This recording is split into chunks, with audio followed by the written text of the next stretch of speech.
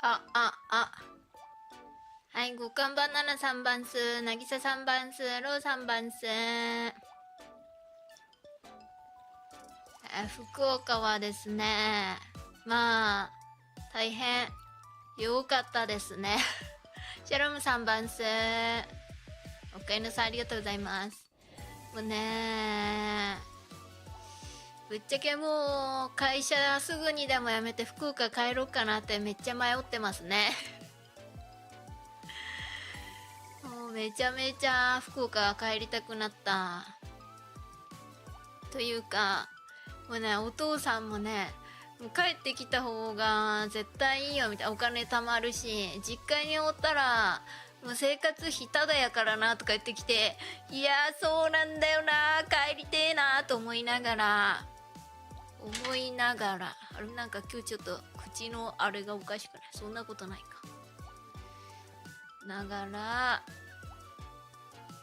とりあえず、まあ後ろ髪を引かれながら静岡に帰ってきました。もうまあでもね、実家に帰ることに生活費がかからないっていうメリットがあるけど、ちょっとデメリットもあるんでね、ちょっと慎重に考えながら、まあその辺はおいおいって感じなんですけど。で今日スージーさんも楽しみにしていた福岡土産の紹介配信なんですが、本日紹介しますのは、ちょっと待って、これマイクが邪魔なのかな？マイクが邪魔で、よし、多分これでいい。一緒に住んでも実家にお金入れることは要求されないんですか？いいご両親ですね。そうなんですよ。なんか、お金毎月払うよとは言ったんですけど、それぐらいだったらお金将来のために貯めときなさいっていうタイプ。まあね、ぶっちゃけお母さんが若いうちにスージーを産んでお父さんについてってめちゃめちゃ苦労してるんで、多分それがあって、娘にはなるべく苦労させたくないっていうのがお母さんの中ですごくあるみたいで、なんかそれもあると思います。ブリンガー3番数、昨日夜から今日の昼まで名古屋おったのに、そうなん。でも数字名古屋に来たのあれやで。今日夕方4時とかやからな。親から子へ子から孫へ。いいですね、大切になさってください。そうですね、ちょっと親の心配もあるので、まあいずれにしてもそのうち福岡には帰るんですけど、やっぱり親もだんだん年取りますからね。スージーさんが年を取るように。でスージーさん久々に家帰ったらお父さんもお母さんもちょっと老けてたから、そのスージーの記憶の中よりね、なんかちょっと心配になっちゃって、それもあってまあなるべく早く実家帰るかっていう感じではありますね。で今日のメインイベント、お土産の紹介なんですが、全部で1234567、まあ 8種類あるけど、まあ味違いとかもあるんで、まあそれなりにあります。で一応買ったのは8種類ね。でプラスね、お母さんに今日別れ際にね、ちょっとうどんと夢夢鶏買ってもらったんですけど、まあそれは冷凍やし、夢夢鶏はね、前回紹介したし、うどんはちょっと福岡のうどん柔らかくて、他県の人はね、ちょっと苦手な可能性あるんで、あんまお土産としてはおすすめできないので、それは紹介しない感じでいきたいと思います。彼女とドライブしてたら知らない間に名古屋入ってた。そんな適当な旅をしてたんやね。そんなこともあるんか。どうしよう、何から紹介しよう。迷うな。ちなみにスージーさんが一番期待してるお菓子を最後にするとして、どうしようかな。こういうのってさ、和菓子と洋菓子どっちからがいいと思う？和菓子と洋菓子。でもね、スージーさんの期待、これも後回しやな。これ後回しの、どれが美味しいかな。和菓子からに行く？これどれが和菓子かわからんぞ。待ってよ。これ多分洋菓子の、これは和菓子。多分和菓子2個しか。いや、これは今回もね、ひよこさんからまた買ってきてますからね。もうひよこは福岡よっていうのを全面的にアピールしたいんでね。これは、洋菓子なのかな？洋菓子っぽいな。じゃあ和菓子からいきましょう。和菓子はね、今回2種類になります。前回は、なんか、和と洋が一緒になりましたみたいなのが多かったからね。ゼリーではありません。ちゃんと福岡でしか買えないひよこさんを買ってきたんでね。皆さん。それも期待していただいて。では、助手の3次元の女を呼び出します。はい。はい、こちらです。待って、腹出てない。大丈夫かな？お腹が出てないかだけが心配ですが。こいつが助手です。よろしくお願いします。ということで、ちょっとね、電気の関係で暗いんですけど、皆さん目を凝らして見ていただいて、12月の中盤らへん福岡行くから、マジでちゃんと見る。本当前回の紹介のやつも見てね。スージーの激推しお土産は結局のところ、っていうか今のところまだね、あれです。なんだっけ？夢鳥なんですけれども、今回はちょっと夢鳥以外の前回買わなかったお菓子もちょっと見えてるんですけど、ちょっとこちらから和菓子ということで、博多ブラブラという和菓子買ってまいりました。ちょっと独特なイラストがねあって、ちょっとなんとも言えないというか、ちょっとね衝撃なんですけれども、この本こちらは和生菓子、原材料はですね、砂糖、小豆、オリゴ糖、もち粉、米粉、麦芽糖、水飴、食塩、ゼラチンなどなど入っておりまして、多分あんこと餅のやつやろなみたいな感じ。ちょっとこれ袋、この紙の外にね袋あるから、ちょっと袋を開けます。顔かわいい、マジで。スージーの顔1個しか映ってないけど、強烈なパッケージ。そうでしょう。ちょっとね、なかなかに強烈。この前のにわかせんべいも強烈やったけど、それを上回るやろ。ここから開きますかね。これ開きませんのでハサミを使います。パッケージの顔、これかわいいか？これかわいいか？これかわいいって言ってたら彼女ブチギレそうやけど大丈夫そう。は？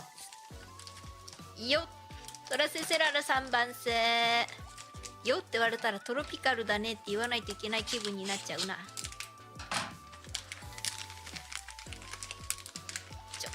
これ開かねと難しい。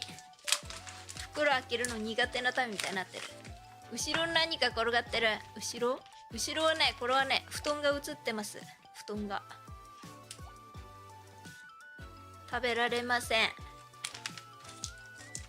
布団が映ってますが気にしないでください。でこれさらに紙を開けますけれども、お土産や、そうこれちなみにどこの会社ですか？会社もねちゃんと紹介しないとね。ちょっと待ってよ。これは有限会社さえもんでいいのかなこれ。これね左右が難しい。さえもんですか？これは多分さえもん、ざえもんわからんけど。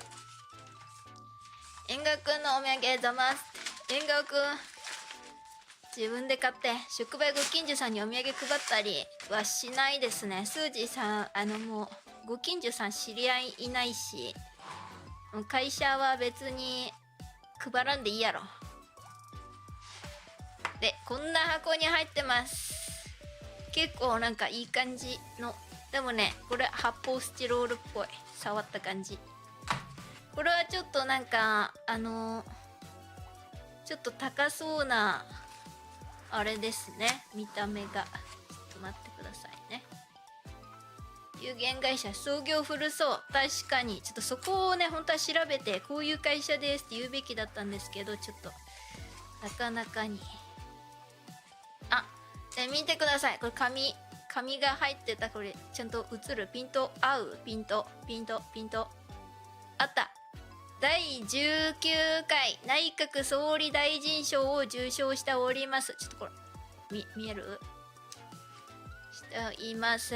北海道産の小豆で求肥を包みました。自然で素朴な風味が持ち味、左衛門自慢の博多銘菓ですということらしいです。であとね、こういうお菓子も作っていますって書いてるんですけど、これ映りますか？ピント合いますか？数字にピント合ってますか？数字以外にちょっと手伝いの女にピント合わせないでください。太宰府の梅。あとなんて読むかわからんけど、水筒パイや。水筒パイ。うわ、これも食べたいな。福岡県の古賀市が工場か。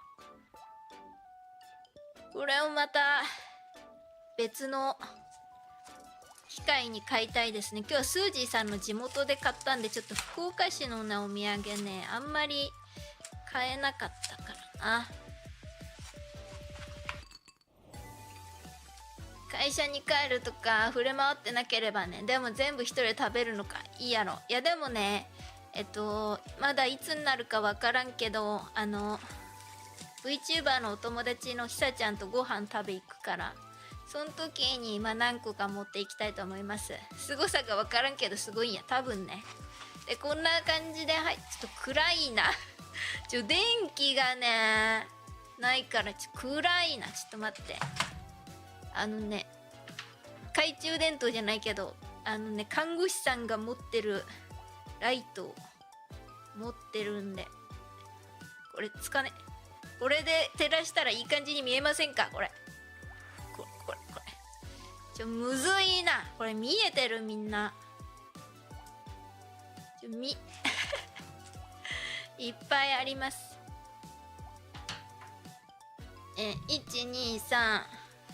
12345ということで15個入りです。美味しそうでしょ。昭和4年1929年創業。一人お土産最高。そうよ、お土産は自分で食べるもん。スージーさんお土産買うのめっちゃ好きやからさ、今回買ったら7000円あったわ。世界恐慌の年マジ？これね、個包装になってないんで、なんかお家とかに持ってく分にはいいけど、会社とかに持っていく分にはちょっとね向いてないですね。お昼に食べてくださいならいいけど、これマジでさなんでこんな暗いの？ライトがちょっと家のこれでいいですか？いい感じ。いやわかるかな。わからんこともない。こう照らしてこれが正解では。でもちょっとピント合ってなくね？ピント合わすの難しくね？こんな感じです。いい感じ。今年昭和98年。そうなんですか。乾電池切れそう、このライトね。言うてこれあんま使ってないけど、何年前？なんか結構前のやつ。では早速食べたいと思います。あんこのお菓子とか久々食べただい。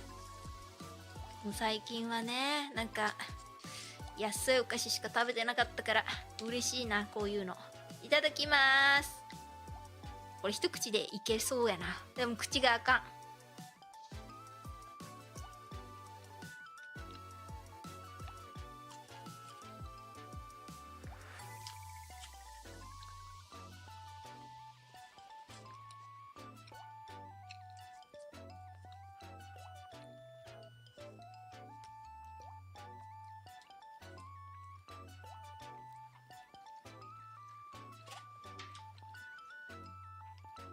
ふう、口の中いっぱいになってたから喋れなかったわ。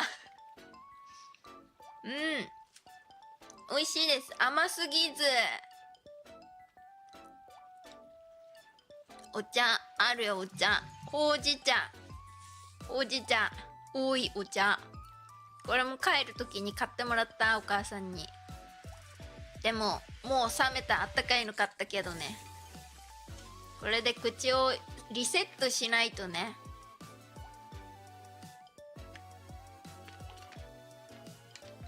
もうあったかくないですよ。カフェイン入りほうじ茶ってカフェイン入ってるんだっけ？ちょっと分かりませんけれども。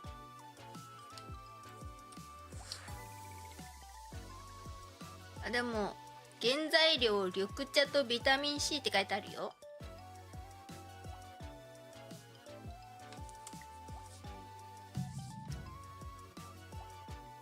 スーさん平成生まれよね。そうですよ。VTuber だと普段証明必要ない。まあそうね。iPhone があれだから。あったかくない、残念ながら。これレンジでチンしていいからね、1回だけなら。だからレンジでチンすればあったかいけどね。緑茶確実にカフェイン入ってそうです。そうよね。これどうしよう。これさ、こんな入り方だからさ、もう冷蔵庫入れとくしかないよね。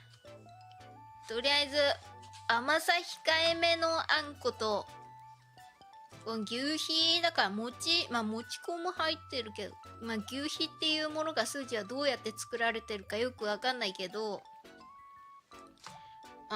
とりあえずあんこ餅が好きな人でもあんまり甘くないのがいい人にはおすすめですね。なんかね、本当にあんこ思ってたより甘くなさすぎてからほんと甘さ控えめなカピカピなりそう。ちょっとそれが不安やね。とりあえずちょっとこの上からラップして保管したいと思いますとりあえずね、とりあえず蓋しよう。甘さ控えめのあんこ餅がお好きな方はぜひ博多ブラブラご購入検討くださいませ。確か2000円ぐらいだった気がする。ちょっとレシート今手にない。早めに。そうね、これ賞味期限見とこ。あ、ここ書いてない。賞味期限が賞味期限が11月29日ですね。でも開けちゃったらもうちょっと早くなるよねっていうことなんで、 Amazon で買います。 Amazon で買えるんかこれ。あれじゃない？ネットだったら、ネットショップだったらあれじゃない？公式からじゃない？まあ一応どっか書いてなかったっけ？全国発送も承っておりますって書いてるから、ネットで買えるとは思いますが Amazon では売ってないと思います。ネットで買うんだったらスージーさんにもこの水筒パイ買ってください。スージーにパイ食べたい。で次の和菓子いきます。こちらトゥルーン、これ袋に入ってる最強堂っていうちょっと左右がところの限界巻きになります。こちらはちょっと小さめタイプなんで3個しか入ってませんが、しゃーなしなって買ってくれるんや、ありがとう。こちらは限界もちょっとね、抹茶味が1個とプレーンが2個なんでプレーン食べたいと思いますけれども、こちらは新鮮なうちに早くお召し上がりくださいませって書いてある。限界巻きは北海道十勝産小豆と柔らかな富山産、何これ、羽、これなんて読むんですかこの、このちょっと待って、ピント合わせるとこから始めますからね。このこっちじゃない、こっち、この羽に2に10に餅、これ何、は二重餅、羽二重餅、ちょっとわかんないんですけど、素朴な味わいのカステラ生地で包んだ銘菓です。お客様に出来たての食感を届けるため、特殊フィルムで包んで焼き上げておりますので、誠にお手数ですが、フィルムは食べることができませんので、剥がしてお召し上がりください。はーい。羽二重餅、羽二重餅。そうなんだ。ということで、こちらもあんこが入っているということで、早速、こっち、ちょっとこれはもういいんですけれども、こちら、袋こんな感じで、カステラとあんこっていうことで、ちょっと、これもまあ和洋折衷になるんですか、よくわかんないんですけど、気になりますね。ちなみに砂糖、卵、小麦粉、小豆、もち粉、餅も入ってるよ。餅入ってるとか書いてたっていう感じなので、ちょっと開けてみたいと思いますけれども、開かない。遠隔女の子に優しいから買ってくれるん。さすがやな。カステラは和菓子。本当？でもオランダがどうのこうのじゃない？ちょっとこれ食べられませんがついてきちゃった。ちなみにこちらはですね、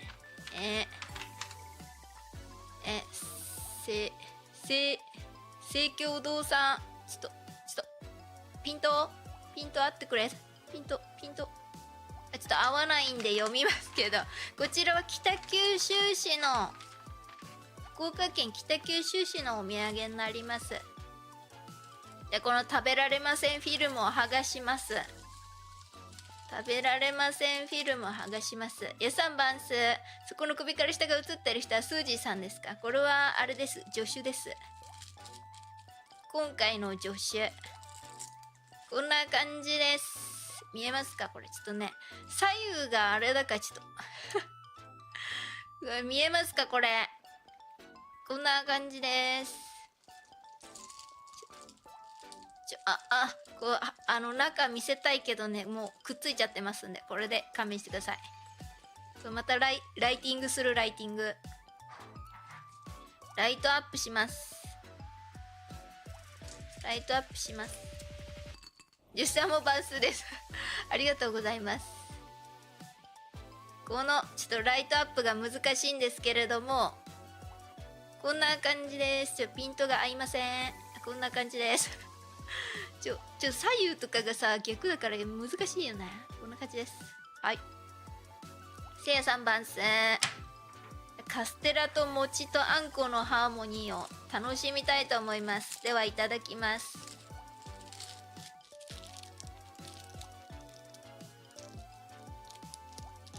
そのフィルム食べる人はいないよね。そうね、なかなかいないと思う。でももし食べちゃいけないから一応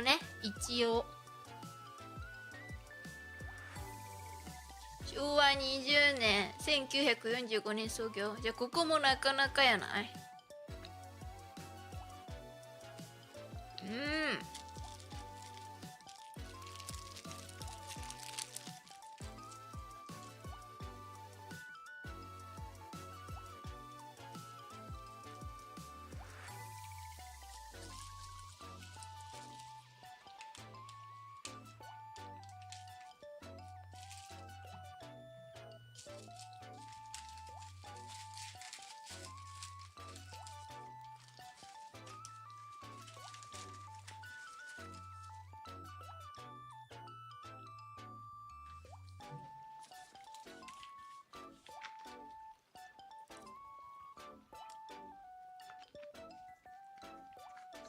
でこちらもお餅があったんでちょっと口の中がねあれだったんで喋れなかったんですけど、可愛い顔のやつとどっちが、数字的には数字カステラが好きなんで、こっちの限界餅じゃなかった限界巻きの方が好きですね。こちらも甘さは割と控えめです。年寄りフィルムも食べてしまう。そうなの？第二次世界大戦終結の時にできたの。まあお餅がもちもちしてて、あんこが甘さ控えめで、あんこの味はね割とブラブラと博多ブラブラとあんま変わんないぐらいの甘さです。でもカステラがちょっと甘いから若干こっちの方が甘いかなみたいな感じ。もう美味しい。こっちスージーさんはこっちの方がおすすめです。これ箱に入ってるやつもありますんで、よろしければぜひ。吉尾さん番数。新幹線眠くなるね。スージーずっとうとうとしてたよ。玄界灘にちなんだ名称でしょうか。そうですね、北九州市は玄界灘が面しているからちなんでるんじゃないでしょうか。ちょっと説明書きがですね、その辺はちょっと説明書きがございませんので、まあ一応あれですね、この辺の配信は編集して後日その辺は情報を調べて注釈を入れながら作りたいと思いますんで、そちらを待たれよということで。カステラと餅ってまあそうね、美味しかったよ。お餅とあんことカステラ。ちょっとお餅があることでね、口がなかなか開かないから喋れなかったけど美味しかったです。ライちゃんバンス、アナザースタイルスーさん。アナザースタイルスーさんと助手です。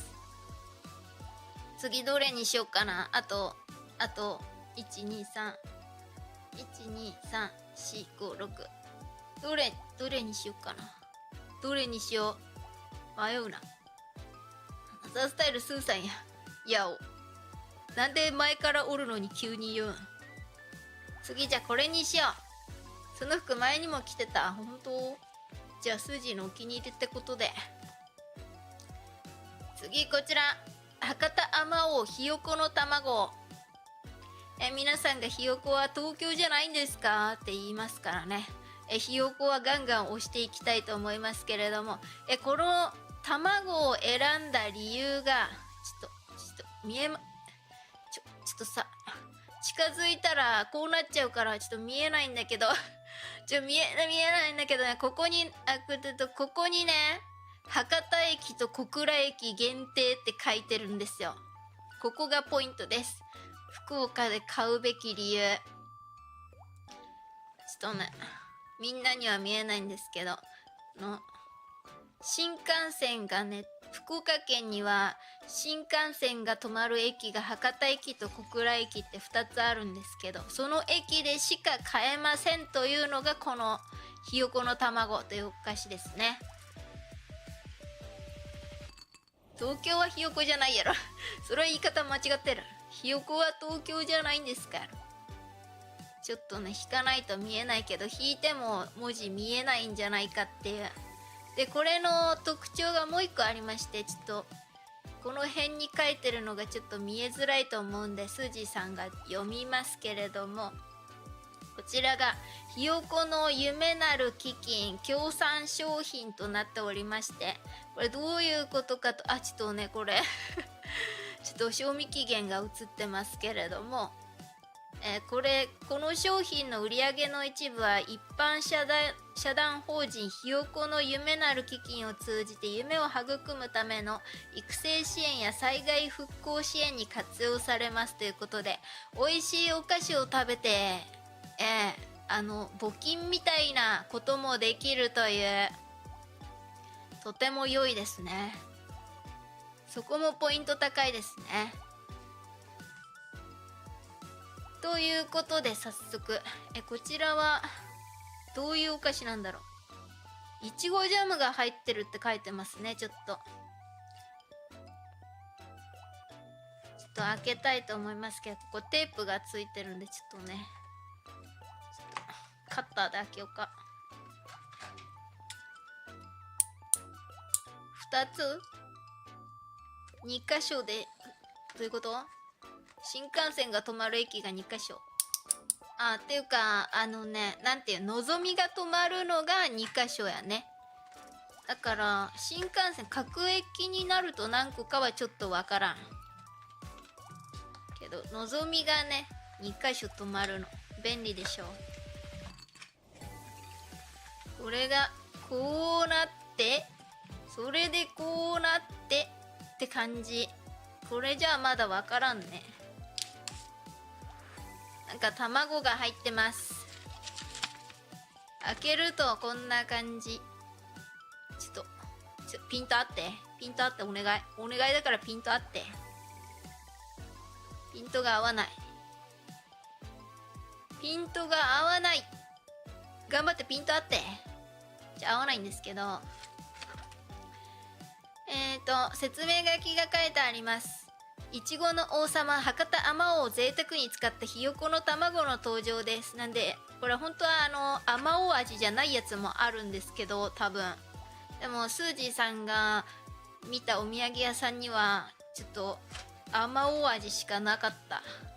見つけれてないだけかもしれんけどね。丁寧に炊き上げた真っ赤なあまおうジャムをしっとりソフトなガレット生地で優しく包み上げました。仕上げに優しい甘さのあまおうフォンダンをコーティング。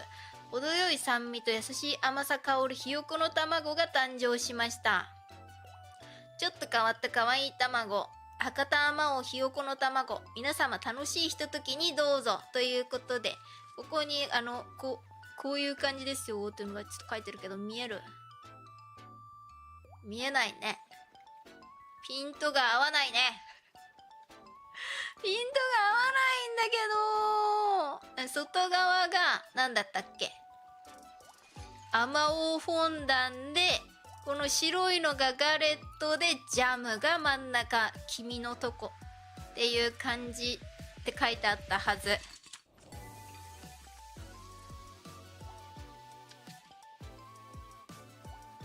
で、株式会社ひよこの会社のとこがね、福岡市南区って書いてますね。楽しい時か。縁側くん24時間楽しいから困る。そら困ったね。いつでもええやん。いつでもお食べってことやね。でん。こんな、これも見えるかわかんない。もうなんでこんなぼやけるの？数字の助手にピント合わせるのやめてくれんか。どうにかしてお菓子にピント合わせてくれ。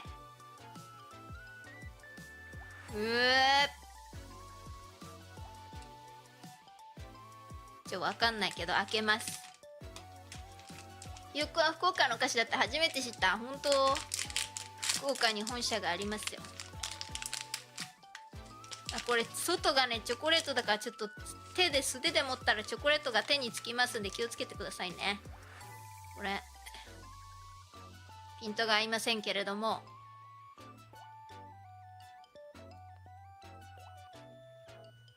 カメラ助手さんがお好きで困りましたね。ロックオンされてますね。お風呂入るやんけどなんかある曲？せやな、韓国語でもいい。 K-POP の韓国語の曲でもいいならあるよ。チョコエッグみたいなのどうでしょう。もうチョコで中が何だったっけ？ガレットでしょ。ガレットってなんだ？洋菓子だよね、とりあえず。ではいただきます。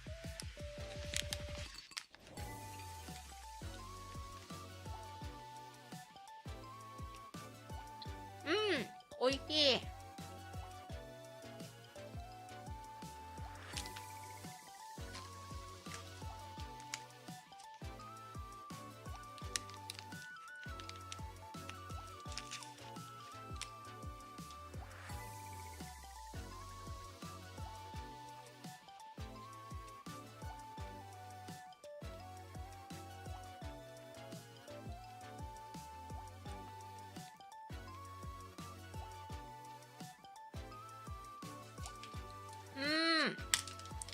先ほどのやっぱあんこのやつのと違っていちごジャムのねちょっとだけど軽く酸味があってでもそこまで酸っぱくもなく、で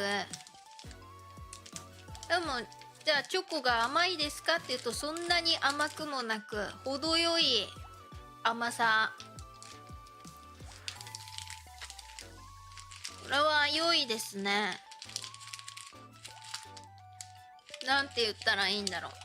甘すぎず酸っぱすぎずちょうどいい味。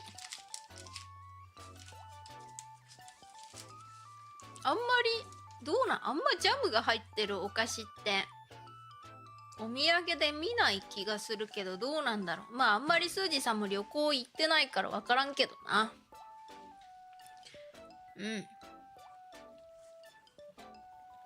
つまり優しいってこと。そう、優しいお味です。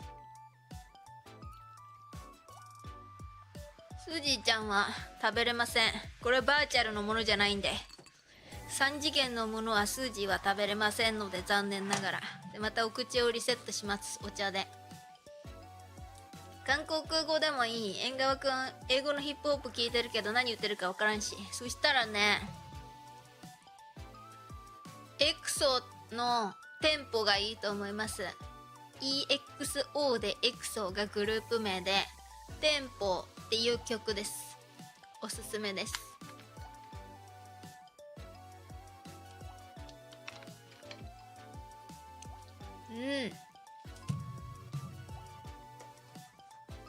それ送れって。これ気に入っちゃった。腹が減ってきました。スージーさん晩ご飯食べてないからな。お腹空いてたけどだんだん満足してきた。ほうじ茶って好き嫌い分かれるよね。縁側くん苦手。本当スージーさんお茶大好きだからね。ほうじ茶と緑茶とジャスミンティーとウーロン茶が好き。他のお茶はあんまり分からん。紅茶とかもねあんまりって感じやけど。どうしよっかな次。あんま味が濃くないものからいきたいけどどれが濃くないか分からんのよな。じゃあ次これいこう。こちらじゃらーん、博多バームスティック。バームクーヘンのなんだっけ、多分博多バームっていうお菓子が別でありまして、それの切れ端で作ったお菓子だったはずで、これあまおうのいちご味とプレーン味のセットの分になります。あまおう10本プレーン10本って書いてますね。ちなみにこちらはね、賞味期限が長めの24年1月29日。そんな長くなかったわ。そんな長くなかったわ。そういえばもう11月やったわ。ほうじ茶カフェイン少ない。なんかそんなイメージありますけどね。どうなんですかね。切れ端って言い方よって。確かそんな前紹介したお菓子前のなんかなんだっけ、お土産紹介の時にこの博多バームの会社があって、その会社のやつで説明がそんな感じで書いてた気がするんだよな。お茶を発酵したものは紅茶。そうなの？中がこんな感じです。プレーンとあまおう味ね。プレーンからいこうか。プレーンからな。これどっか説明書きないんかな、他のやつみたいに。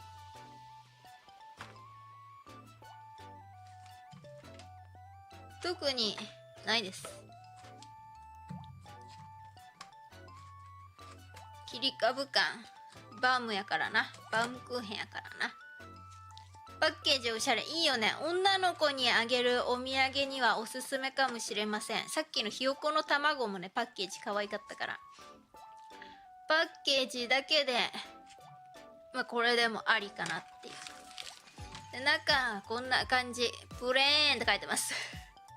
プレーン。あまおうはいちご。そうですよ。なんだっけ、甘くて丸くて大きいだったかな。なんかね、そういう意味があります。うわ、忘れました。うまいかな、ちょっとわかんない。うわあったのかな、そもそも。切れ端だからこそ美味しいかもしれない。こんな、めっちゃ砂糖がこぼれた。最悪。こんな感じです。見えません。わかるかな、バームクーヘン感。ちょっと暗くて見えないよね、相変わらずね。食べます。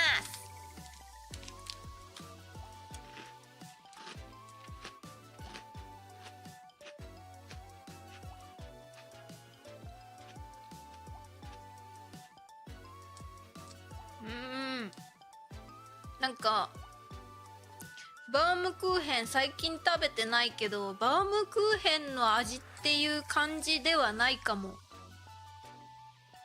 なんかね、違う、食べたことある味やけど何の味か思い出せん。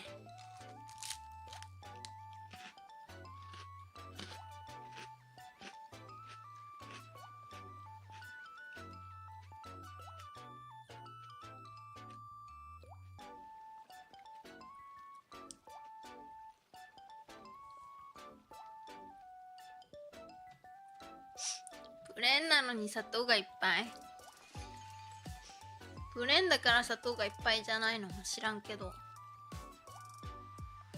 お茶は椿科の常緑樹で、緑茶などは無発酵、ウーロン茶は半発酵、紅茶は完全発酵。そうなんだ。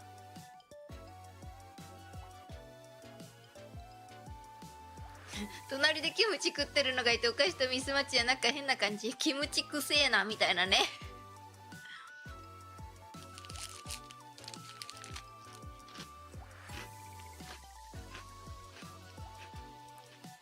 なんだろう、なんかね、バームクーヘンではない。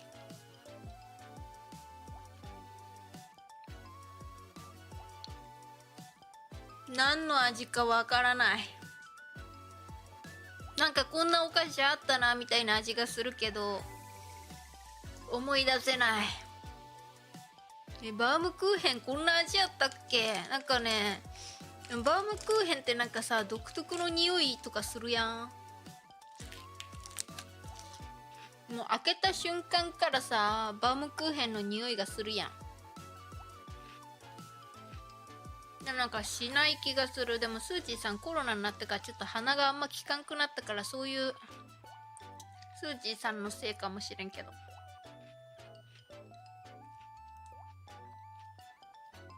インフルエンザのワクチン打ったとこが痛いん。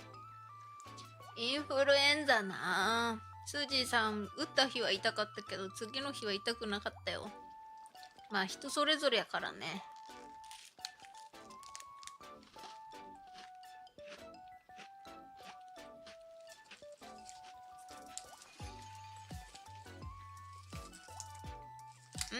これも美味しいです。なんか割と素朴な味って感じがする。なんかバームクーヘンのスティックですっていうから、ちょっとなんか結構味をなんていうんですか、ちょっと濃いめじゃないけど予想して食べた味とは違ったうなぎパイみたいな食感。いや、うなぎパイほどうなぎパイはさ、どっちかというとパリパリしてる感じがあるけど、こっちはねサクサクしてるけどなんかそれほどサクサクじゃないっていうか、なんていうの、ザクザクとかではない。なんだろう、ちょっとちっちゃい子のお菓子みたいな食感かもね。お茶を飲んでまたリセットします。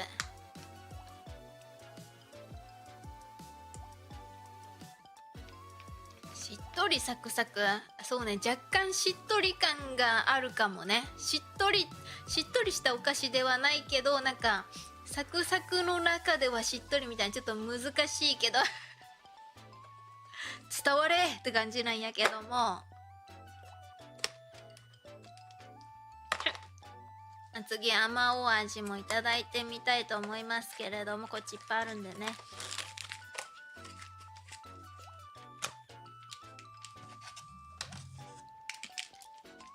こちら博多あまおういちごって書いてますね、多分。ピントが合わないんですけれども、相変わらずちょっとちゃんとした動画をまた作って、ちゃんと資料もあれして作り直そう。配信の切り抜きじゃちょっと良くないですね。オノマトペで外人には伝わらない感じ。そうかも。日本人の感覚やね、これはね。指長いですね。本当ですか？長いかも。お母さんが指長いからね。でもそう、手ってか指が長いから綺麗だからね。爪をきれいにしてネイルとかした方がいいんじゃないって大学生の時にバイトしてたスーパーで言われましたね。でも工場なんか入っちゃったから爪が割れちゃっても、福岡帰ったらそういう仕事はしないようにしましょうね。カメラを通した時の服装と一緒ではないですね。あの時の服ではないです。この上はもしかしたらそうかもしんないけど、女子さんね。でもスカートは違うしね。あまおう味見えますかね？若干ピンクなの分かるかなこれ。カメラ左右逆だからさ、ちょっと分かる？メイク化粧のやつみたいにこれでピントが合うようにならん。こちらですってならんね。で食べよう。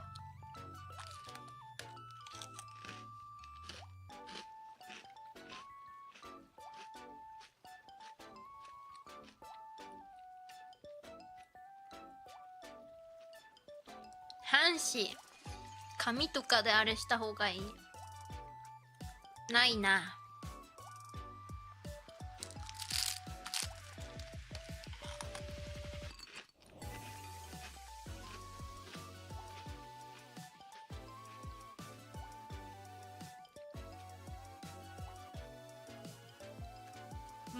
なんだろう。確かにプレーン味とは味が違うけど、いちごのお菓子ってほどいちご感がない気がするな。雰囲気でわかります？ピンク感。スージーがっていうか、助手も白やから、背景白やからな。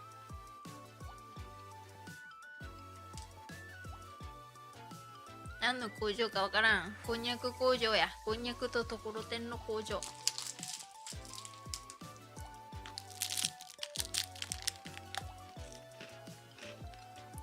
ドイツのお菓子も魔改造されちゃってまーって。日本人はすぐ魔改造するからね。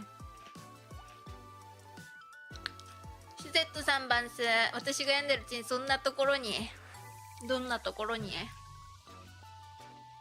スージーさんも病みすぎたから福岡帰ったんだよ。なんだろう。いちご感はうっすらあるけど、そこまでいちごって感じじゃないお菓子。さっきのひよこの卵ほどいちご感はありません。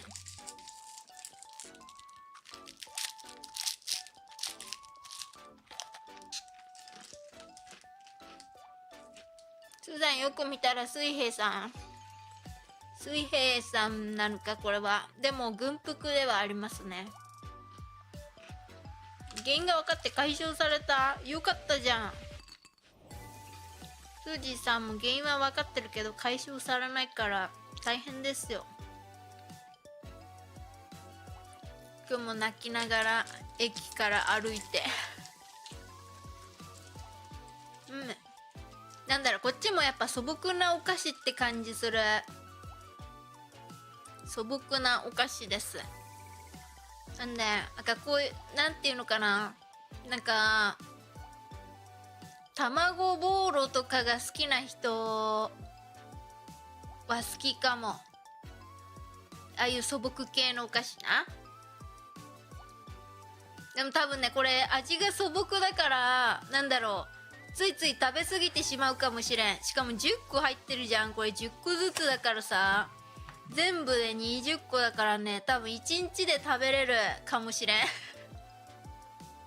美味しい。まだいっぱいあるし食べちゃおうで、食べ過ぎちゃうお菓子です。気をつけてください。お菓子は何でも好き。美味しいよね。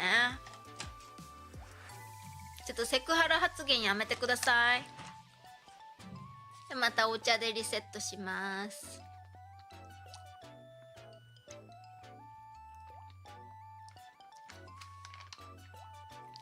味が濃くなさそうなのから攻めんといけんけどな。もうね多分残り味が濃いんだよね全部。どうしよう。これからいくか。ただーん、ポンツク。こちらも北九州市のお菓子になります。愛嬌菓子っていうのはちょっとよくわからないんですけれども、アメリカのタイヤグミ嫌だ。なんか美味しくないらしいね。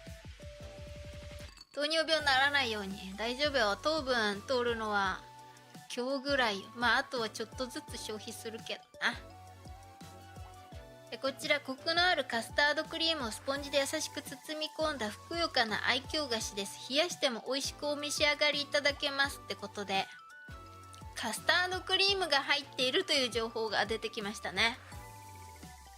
そうしまして、でこれはそのノーマルのやつは普通のカスタードクリームなんですけど、今回はいろんな味が入ってる5個入りの分買ってきまして、ノーマルのポンツクが2個、バナナが2個、抹茶が1個のやつにしました。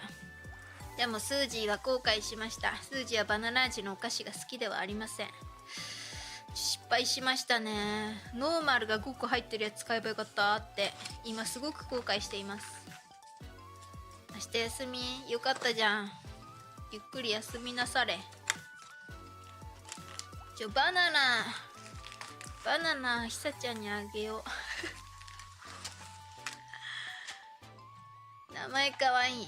日本のお菓子外れが少ないんですよね。落眼嫌い。落眼数字食べたことないかも。こんな感じです。これははっきりしてるんで割とピントが合わなくても分かりやすいですね。ガーンバナナね。バナナあんま得意じゃないんだよね。だから東京バナナとかもらったらめっちゃ困るもん。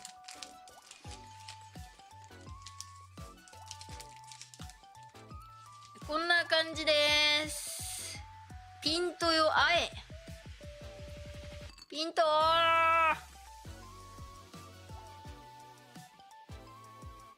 みんなくるくるしてる？まだわかりますかね？これふわふわのスポンジ生地。これね東京バナナみたいな生地いただきます。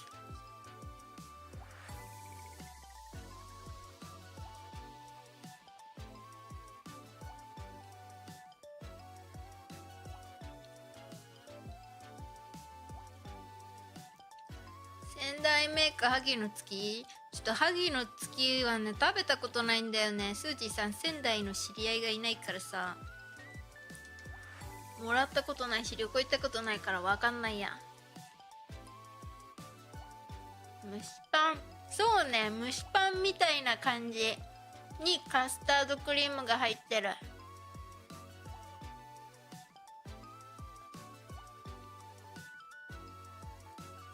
エラーで文章がなんか禁止用語を使っちゃった。もう男の人はすぐそうやってなんだっけハレンチな言葉を言おうとするんだから。センシティブか。萩の月、あ、そうなんだ。萩の月こんな感じなんだね。これと鹿児島かな、鹿児島のお土産にカスタードンってあるんだけど、それもこんな感じ。でもね、カスタードンの方がふわふわしている気がするな。甘さはね、これもあんまり甘くないかな。カスタードクリームっていう割にはなんか洋菓子みたいな甘さはない。割とカスタードクリームの割には重くないですね。東京バナナって入れただけ。東京バナナアウトな。でも今打ててるもんね。チョコ味もある。萩の月。そうな。ポンツクはチョコはないですね。抹茶とバナナですね。じゃあバナナ味は東京バナナだってなるのかな。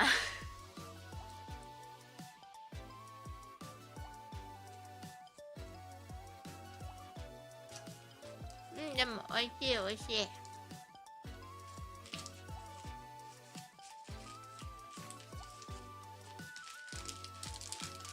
そこまで甘くもなく、まあずっと甘さ控えめなお菓子ですね。いいことですね。甘さは控えめのお菓子の方が美味しいよな。なんか映ってる。袋が映ってる。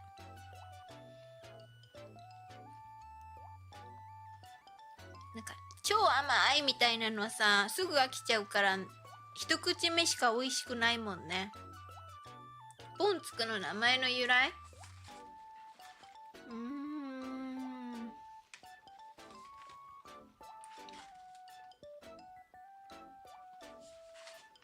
ちょっと抜けとうやつやけど愛嬌たっぷりポンツク侍、城下町の人気者って書いと。あんたっちほんとポンツクな人やね。やから多分方言から来てるっぽい。でもポンツクっていう方言をスージーは聞いたことがないんやけど、どうも方言じゃないかと思われます。ポンツクマジで聞いたことない。お風呂一人で入れますよって何言ってるんすか。別に誰も一緒に入ってあげるとか言ってねえけど。萩の月好きですってことはポン好きじゃないよ、ポンツクや。ポンツクも好き、きっとそうやね。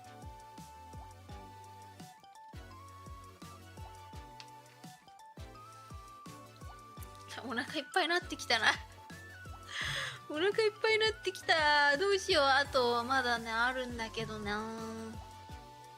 どうしようかな。どうしよう。味的に多分次これがいいと思うんだ。こちら南蛮往来3個ね。これは箱で買ったらね味が1種類しか買えなくて、3種類あるのに1個しか食べれない、1種類しか味食べれないのつらと思って、そしたらね小売りしてたから小売りのやつを買いました。ちょっと3個映ってますかこれ。南蛮往来、食べられなかったら見せるだけでもそうやね。南蛮往来、まず博多あまおう味。あまおうってここ書いてますからね。博多あまおうで、次こちら南蛮往来、熊本何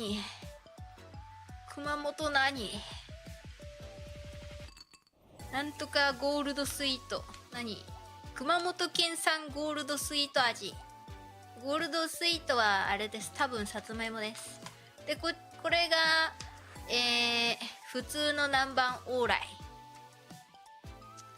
おっさんのワイは全部食べられそう。そして豆乳まっしぐら。気をつけて。原神さん番数。ポンツク知らんな。大阪にもそんな言葉ないで。これ多分九州の方言やから。最初のやつ買おうか、おいし買おうか、誰かお金貸して倍にして返す。絶対倍にせんやつやろ。いいか同文。どういうこと？豆乳これ何種類目？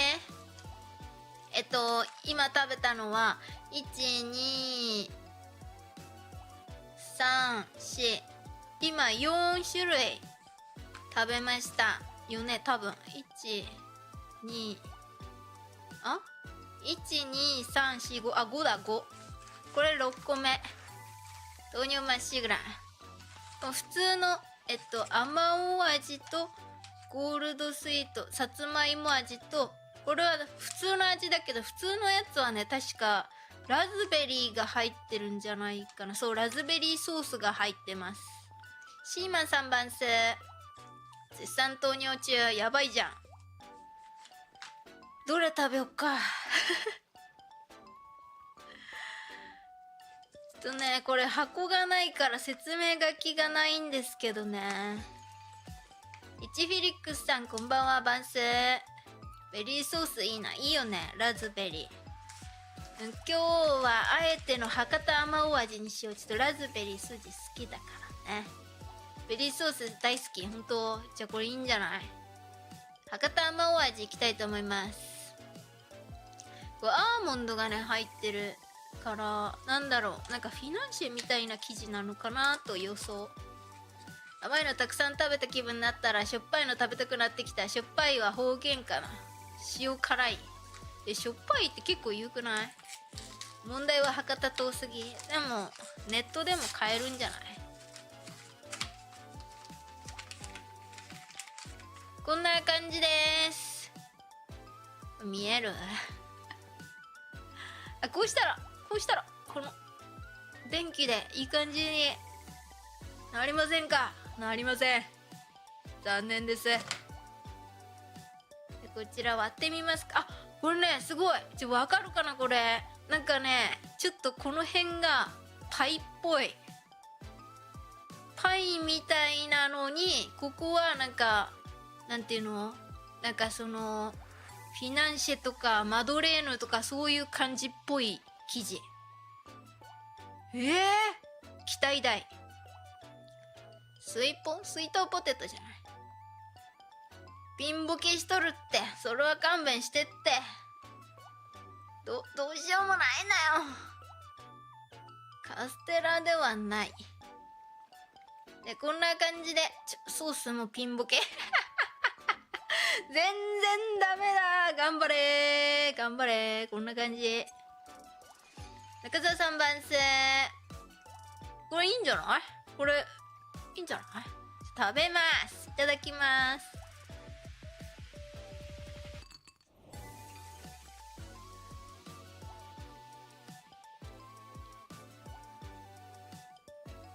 ピント合わせ苦手なんけど怒んなや。そんなに。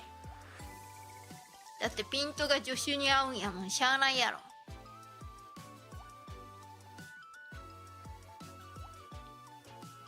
エキソンパイ何ですかそれは。うまいんかーいって。助手。そうよ、この一生懸命これをこうやって紹介してる3次元の女は助手よ。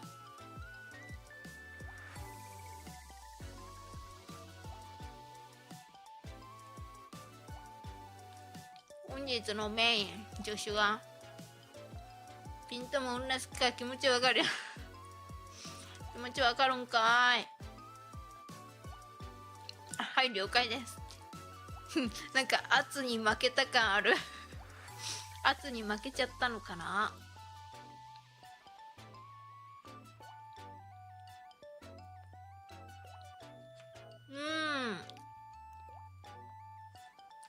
こっちのねいちごソースはちょっと酸っぱめ。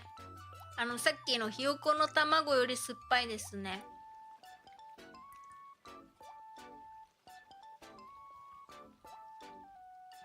正面決戦は避けたい。喧嘩はちょっとね。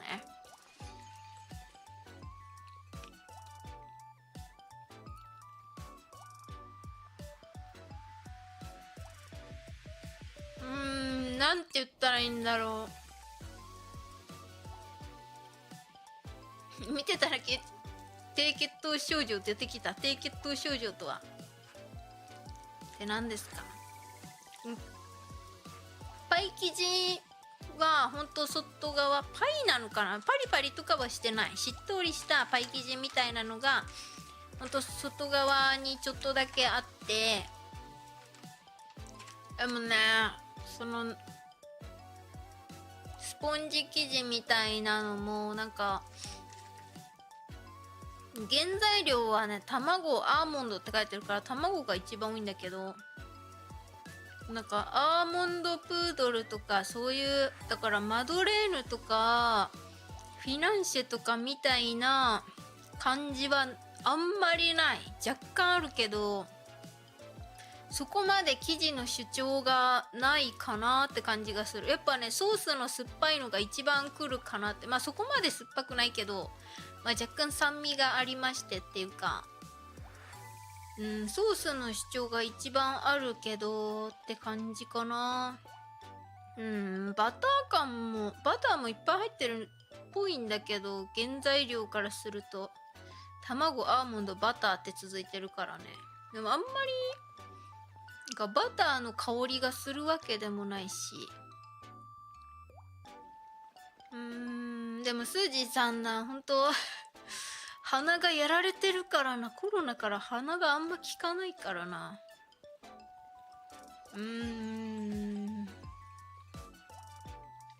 美味しいです。でもラズベリーソースはもうちょっと酸っぱいんだろうなっていう感じですね。兵庫県のお土産おすすめある？兵庫県知らんわ、スージーさん。なんだったっけ、兵庫県ゴーフレットなんだっけ、なんかそんなんじゃなかった？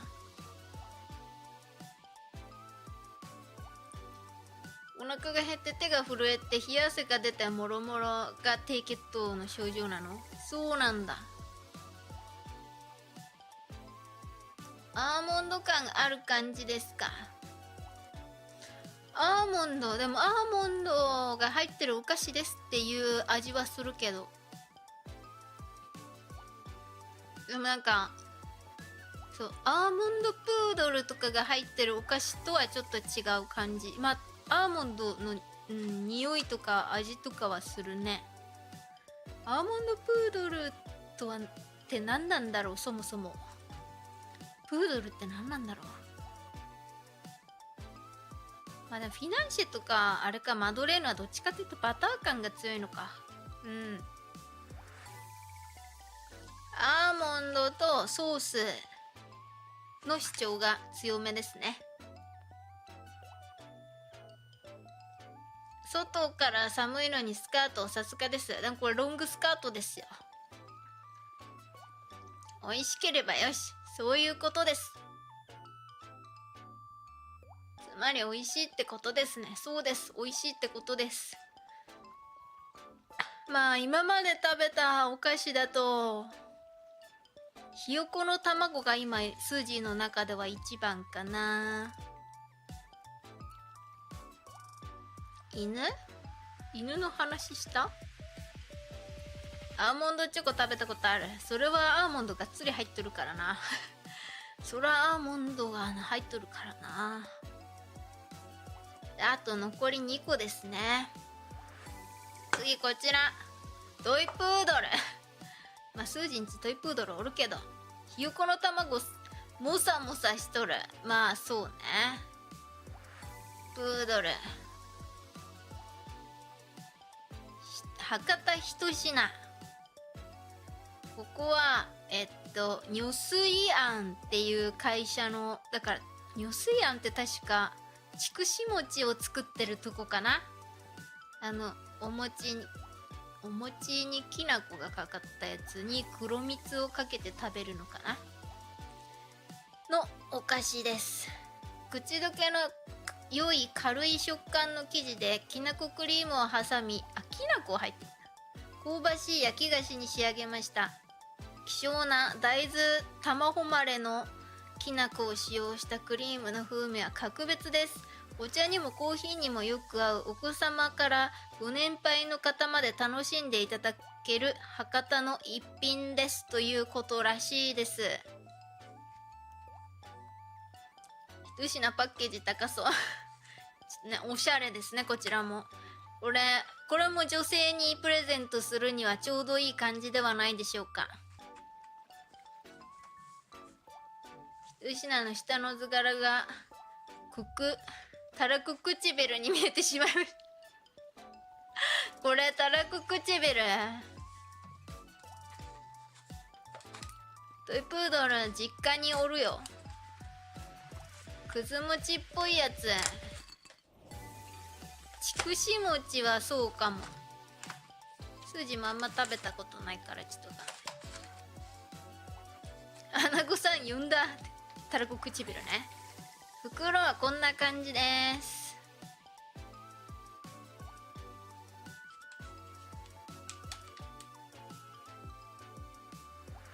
これはね確かなんだっけ、スージーの好きなお菓子なんだけど名前忘れちゃった。なんだっけ、これ洋菓子なんですけど思い出せない。福岡は男旅なので彼女のお土産にぴったりですね。あ、いいと思います。おすすめです。なんだっけこのお菓子、思い出せない。昭和37年法人化した筑紫餅の会社。そうですね。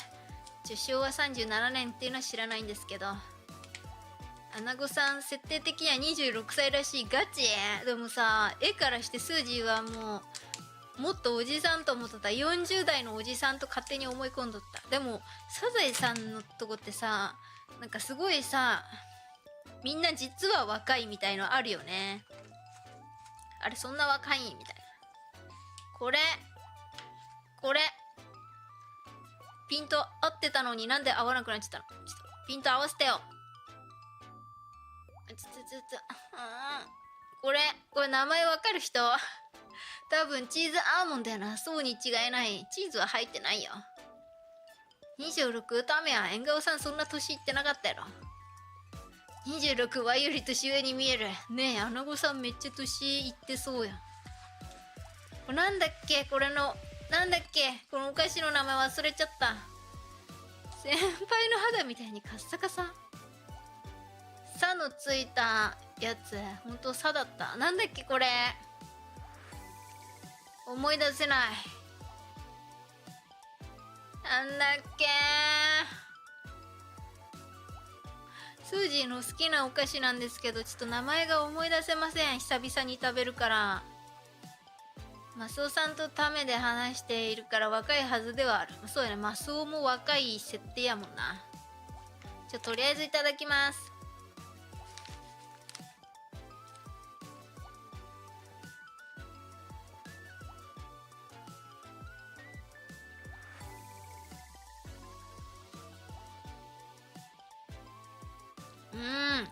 きなこって感じ。美味しい。きなこが好きな人にはおすすめです。とっても。これはサブレじゃないですね。ナボナって何ですか。ナボナって何ですか。ナボナじゃないです。なんだっけ。ダックワーズです。ダックワーズ確かそう。ナボナさなんてなかったわ。ナボナでもないわ。ナボナって何マジで。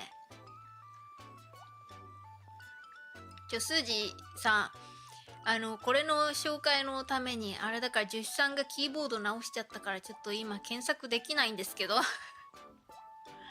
キーボード直しちゃったからこれはほんときなこーって感じ。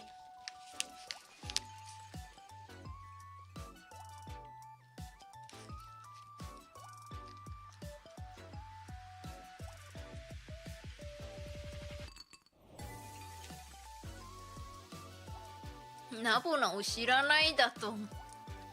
ナボナって何ですか。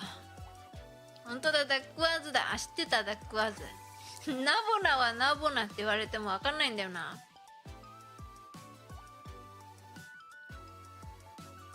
つぶやきって昨日彼女のお父さんと会って冗談でよろしくお願いします未来のお父さんって言ったらパンチされた。爆笑。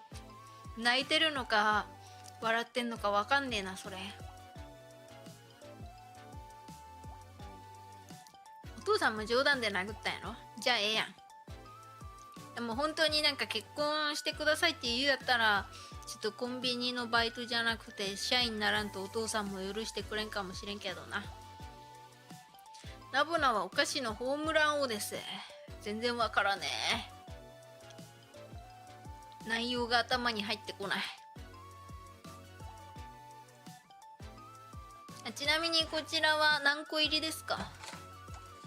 これ3個入りです。この入れ物で。もっと大きい箱もあります。ホームラン王知らんのマジ？何ホームラン王って。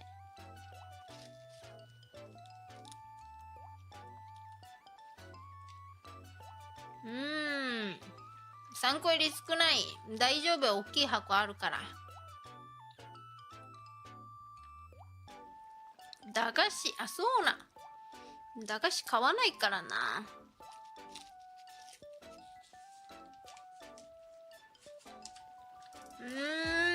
美味しい。ダックワーズ筋大好きだからね。きなこも美味しいである。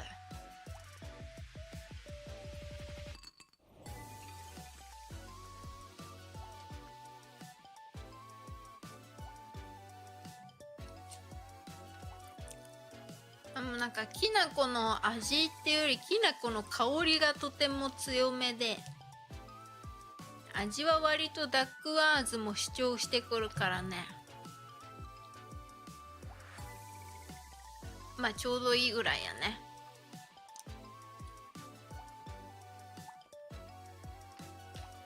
一番美味しそう。ダックワーズが好きならいいと思います。まあ好みですね、これも。あときなこが好きな人はいいと思います。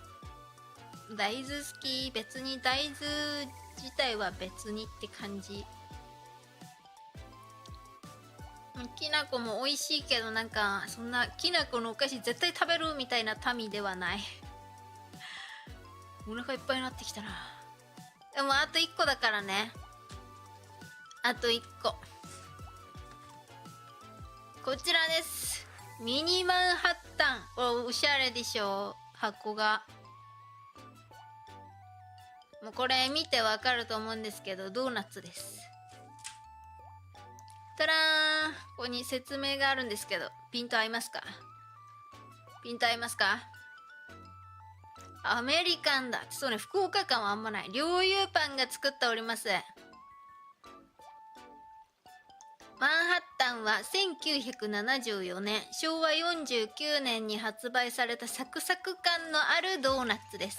サクッとしたドーナツ生地とチョコレートのシンプルな味わいが、今なお根強い人気の両友パンの超ロングヒット商品ですということです。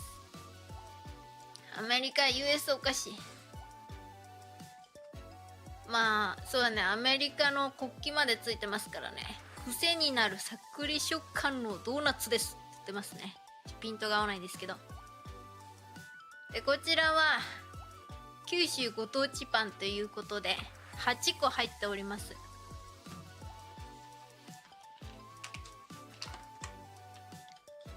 きなこ子供の時ベロベロ食べた。なんだベロベロって。そんなきなこ大好きだった。ピントさん全然仕事しないですよ、ほんと。バスケとヒップホップの国、アメリカ。50年くらいロングヒット。そうよね、50年結構長いよね。またピント合ってない。ため息つくのやめてくれん。しょうがないじゃないか。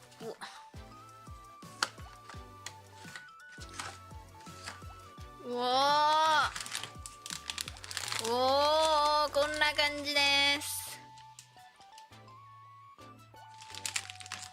賞味期限は12月7日までです。予想ラスクのドーナツバージョン。普通にドーナツよ、ラスクではない。普通に、ちょっと手にチョコレートつくんですけど、チョコレートついてない部分ありませんか？チョコレートついてない部分ない。やばい。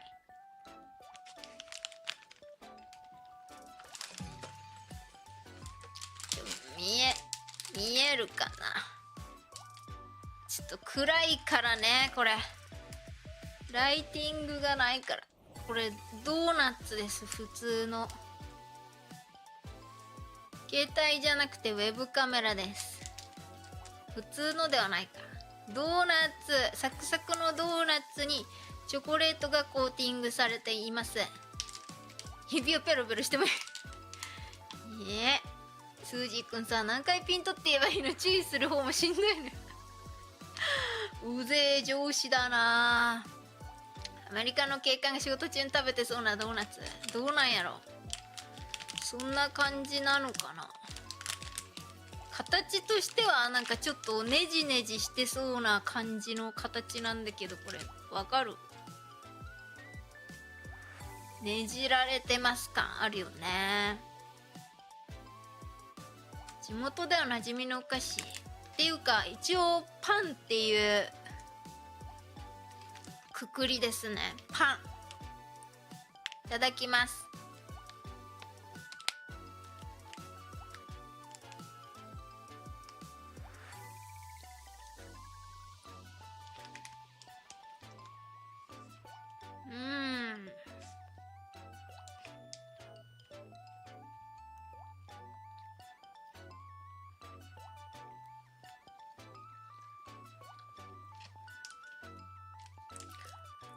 ダックワーズが甘かったからか、いつもより甘さを感じませんが、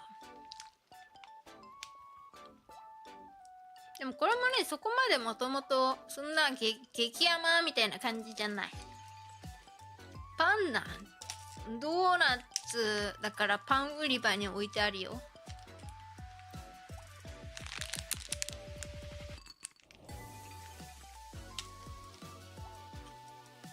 で、なんかサクサクのとことそうじゃないってことあるけど、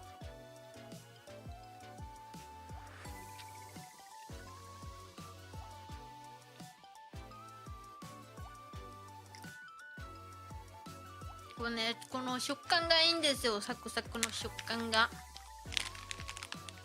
癖になる味って感じ。味っていうか食感か。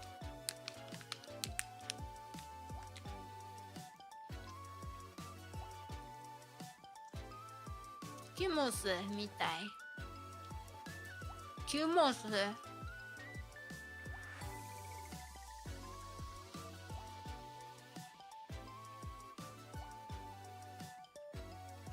一口だけもらっていいって。福岡で買ってきてくれん？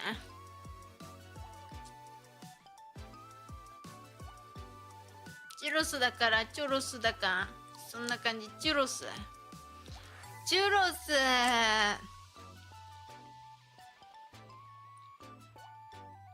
チュロスとは違いますね。チュロスは何だろう。チュロスもサクサクしとるよね。でもまあそっか、チュロスもなんかドーナツみたいな感じではあるか。チュロスはさ、なんだろう、外側がカリカリみたいな、サクサクってよりカリカリしてない？外側がカリカリの中がもっちりって感じじゃない？でこれはなんて言ったらいいのかな。なんかここ服が溜まっとったらさ、お肉が乗っとるみたいで嫌なんやけどお肉が乗ってるみたいに見えるんですけど、姿勢悪いからですか？嫌なんですけど。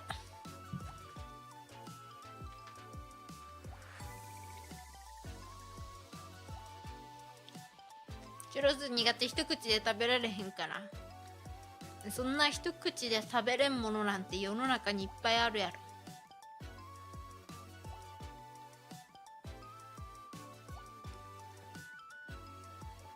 同じ油がしそうよね。チュロスもまあドーナツの仲間みたいなとこあるよね。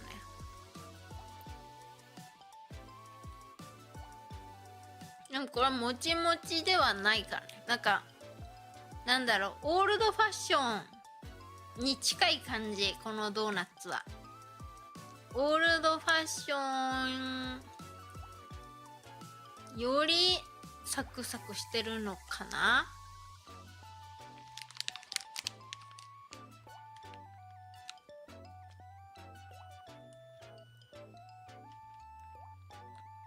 もしかしてですが、猫背ですか？そうですね。姿勢悪いです。猫背です。だから最近はちょっと顎を引いてね、女子さん、顎を引いて背筋を伸ばすように気をつけてますけど、なかなかやっぱ治らないですね。長年のあれで。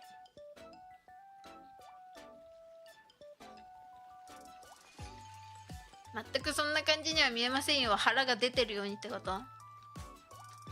これで治ったよ。あんまり動くと顔がひょっこりはん。それは大変や。10さんはちょっと顔出し NG なんでね。なるほど、サーターアンダギー系ですね。ああ、そうですね。サーターアンダギーサクサクやもんね、外側。ひょっこりはん懐かしいね。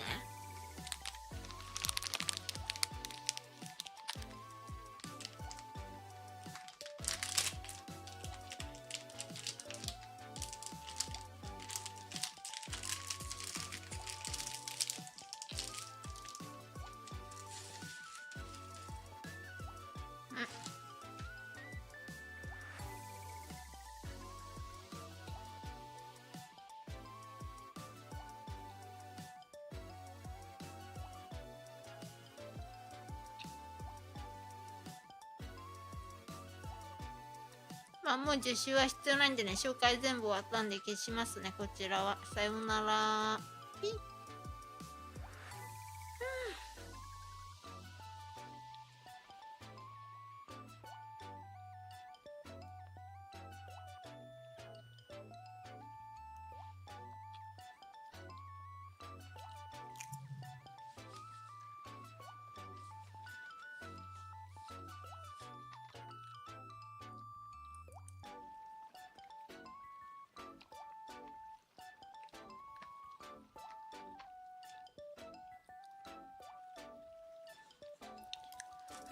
終わりましたね、これね。腕はスマホ首にならないように常に上見てスマホいじる。スマホ首になったらね、なんていうの、なんかさ、横から見た時、なんかあれよね、顔っていうか首が前出ててさ、不格好になっちゃうよね。スージーもその辺気をつけないとなと思ってる。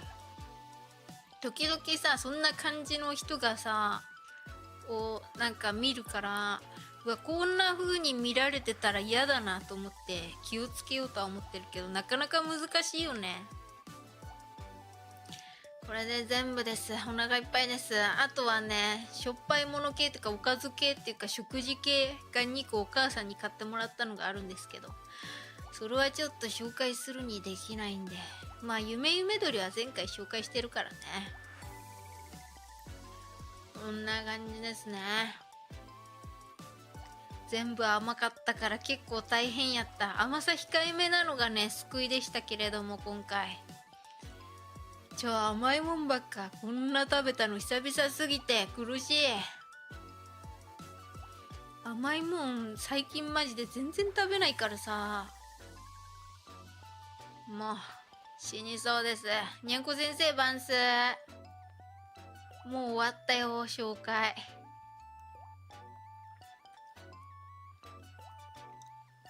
パックしてる間に樹脂おらんくなってた。樹脂さんはお仕事がね、ジェジェジェーって懐かしい。懐かしい。久々聞いたよね、ジェジェジェって。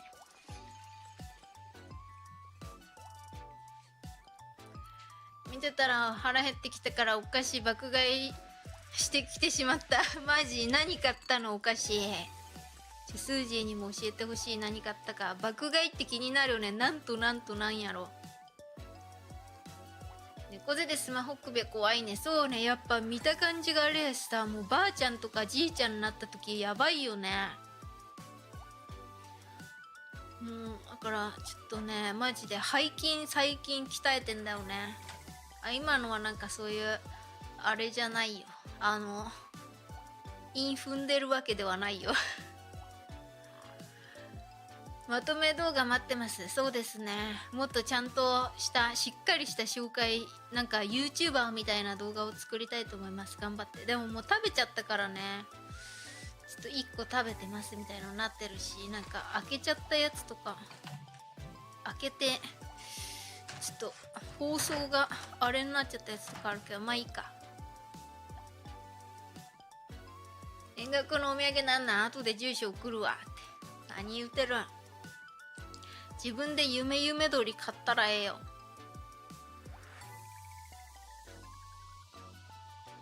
あ、うちにも送ってくれや。じゃあスージーの食べかけのなんか食べかけのやつ適当に送るわ。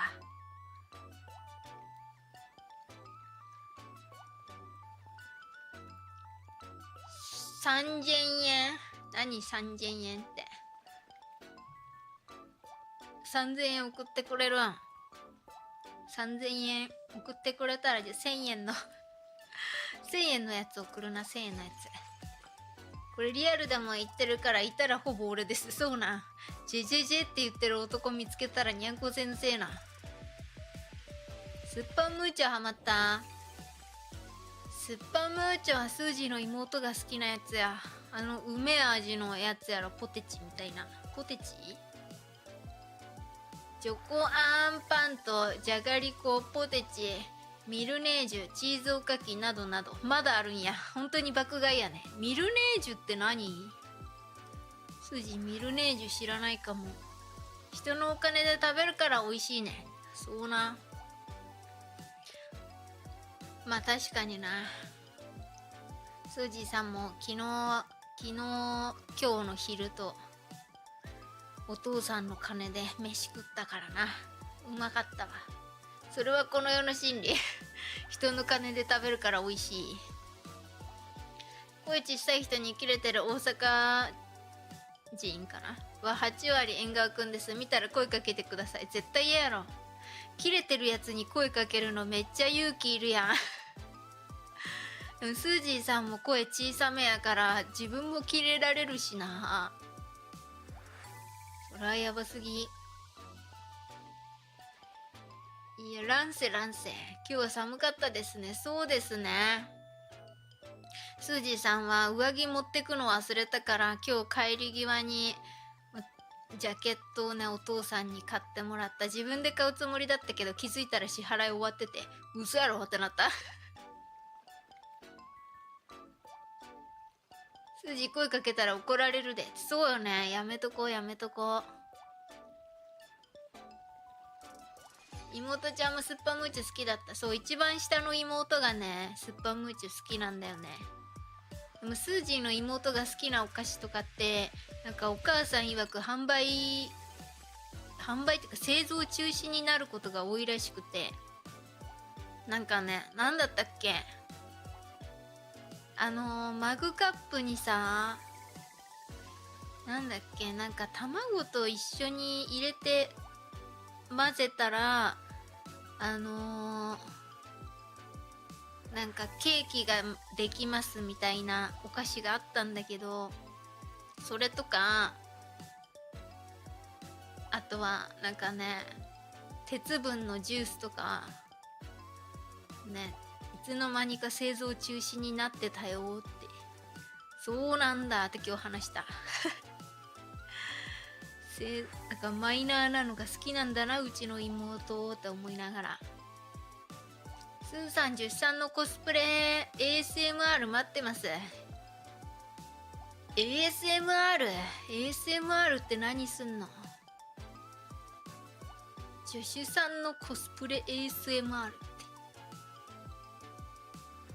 結局実家まで行きは何時間かかったんです。だいたいまず今住んでる家から駅までが20分ぐらいでしょ。まあ大荷物だったから30分ぐらいかかっちゃったけど、30分はかかってないか、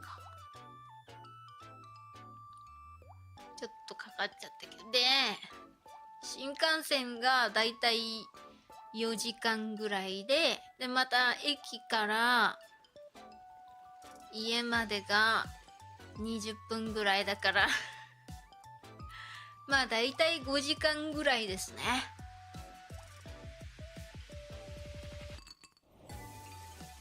小さい声で話しかけられたら「はなんて?」から会話スタート。絶対嫌や。製造中止のお菓子の話題で盛り上がってはないね。別にそんな。スージーの妹の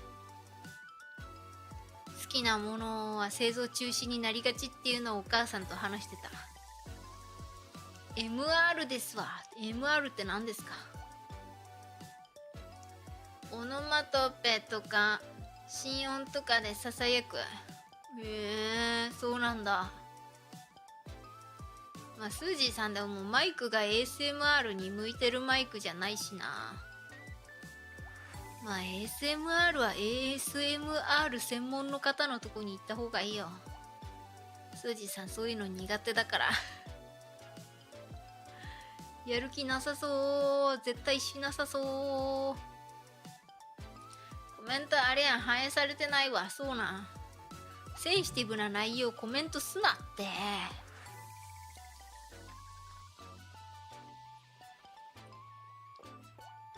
口の中が永遠にマンハッタンや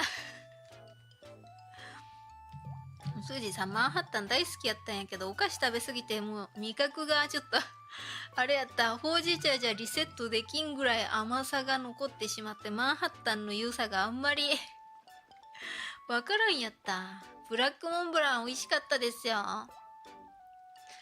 ブラックモンブラン久々食べたらなんかね、今日の朝食べた今日の朝昨日買ってもらったローソンの渋皮栗の渋皮のシュークリーム食べて、なんか10分15分ぐらいしてからブラックモンブラン食べたけど、ブラックモンブランって外側のサクサクしたやつがね落ちやすいんだけど、だからいつもね食べ終わった後掃除機かけないとみたいな感じなんだけどね、スージーさん今回食べるのめちゃうまでね、全然落ちなくてびっくりした。自分で久々に食べたらなんか食べ方プロになってるわと思ってなんかね、でもスージーなんかそういうこと多くて、なんだろう、なんかそのベースもまあ最近ちょっとサボりすぎてるんですけど、ちょっと喉が鳴ったんですけどなんか何日か3日ぐらい練習してなくて、久々にするかってしたら前より上手くなってるみたいなのとかある。普通にがびっくりする。なんかちょっとお休み入れた方がね上達しがちっていう謎。実は犬さんが消したりしてそうかもしれん。実はね、でもスージーさんに見えてないコメントはイルさんにも見えてないはずだからね。コーヒーでいいんじゃない？コーヒーないスージーさんち。コーヒースージーが飲めないから。サクサクうまそうですよね。本当みんなに食べてほしいブラックモンブラン。美味しいのに。社長が全国進出しますって言ったらいいんですけどね。なんかもう地域で満足されてるのかちょっとよくわかんないけど、あんまり欲がないのかもしれないね。これ以上別に売り上げ求めてないっていうか。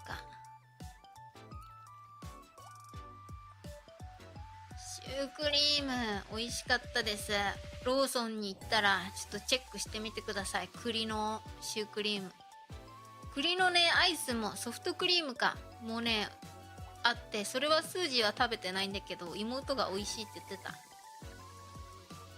喉の音助かる。スージーさん喉の音鳴りがちやからなすぐグーって言っちゃうなんかひよくとできるようになるのわかる？なんかあるよねそういうの。よくわかんないけど、もう最近マジでサボってるからそろそろしないとと思いつつがね。スージーさん最近までっていうか、なんかいろんな音が鳴ってる曲のベースだと、そのベース音自体がさどういう風になってるかわかんないから、なんか楽器が少ない曲のやつしようと思って、チャットモンチーって3ピースバンドだったんですけど、まあ今もうないっていうか引退っていうんですか、もうやめられちゃったんですけど、音楽活動。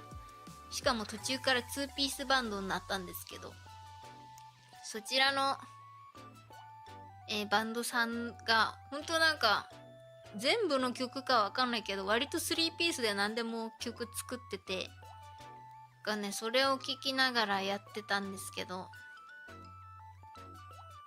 ちょっといい加減違う曲やりたいなっていう、今そういう感じかといって一個難しくすると難しいしなっていう。チョコのせたエクレアが好きなの。美味しいよね。でもスージーさんもあんま甘いもん食べれないかも。最近食べてないし。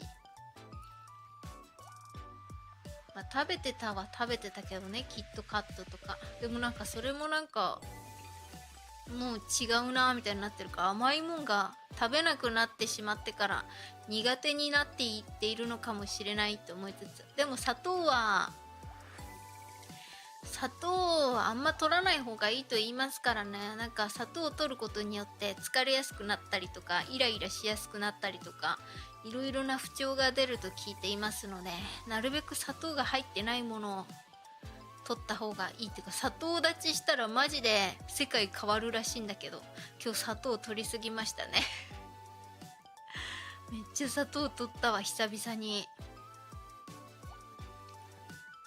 チャットモンチー解散。そうなん、解散しとった。いつの間にか。久々に聞きたいなと思って YouTube 見て、 YouTube じゃないか、なんか検索したらもう音楽活動してないって出てた。カ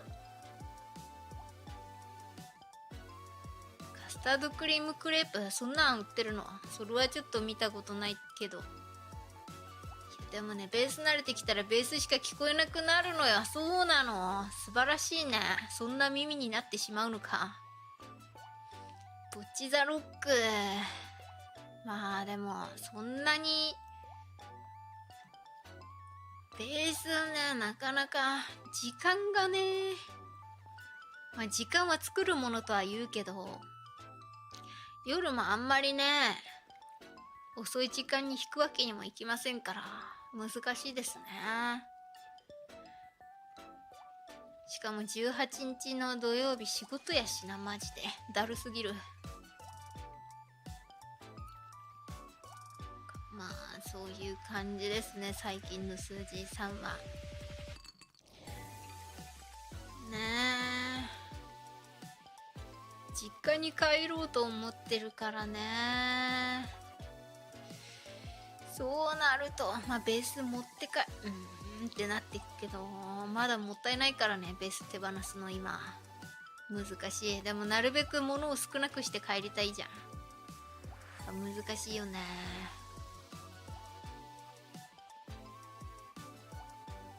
ね、スージーさん、実家に帰ろうって決めてから、もう、福岡に帰ろうと思って、なんていうの。からさ、福岡に帰るにしても、一人暮らしもう一回するまでのお金がないから、一回実家に帰ろうと思ったけど、実家に帰っちゃうとちょっと配信しづらいなみたいのとか、いろいろ考えてすっごい迷ってる今。しかもさ、また灼熱の中、夏は配信しないといけなくなっちゃうし、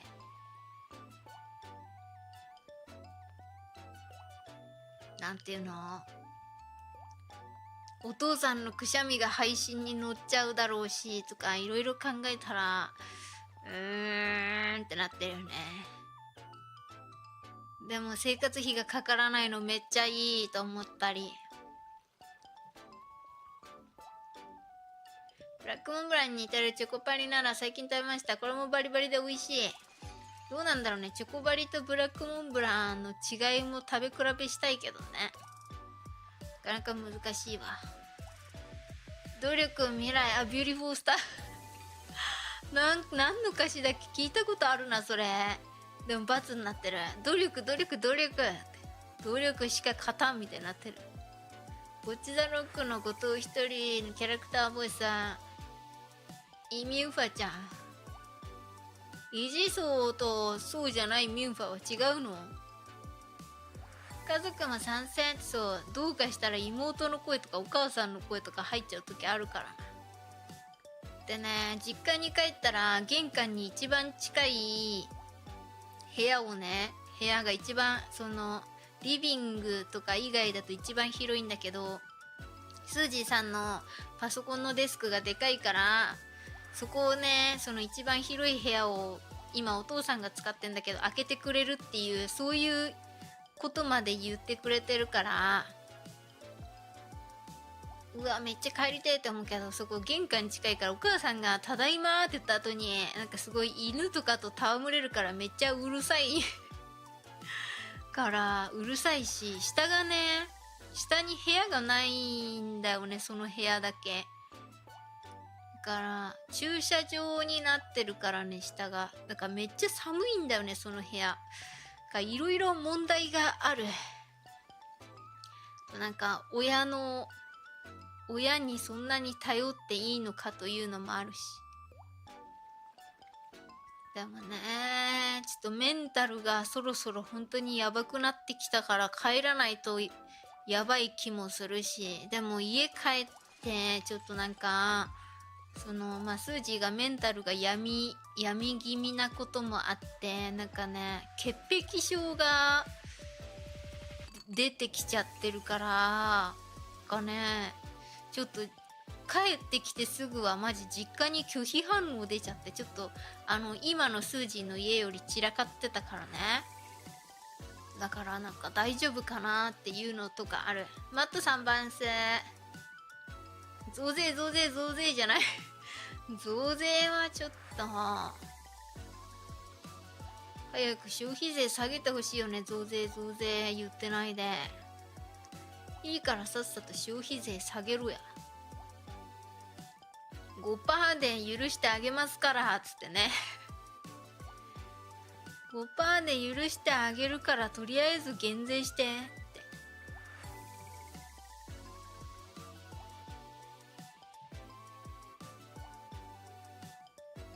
そういえばうちのお父さんがですね、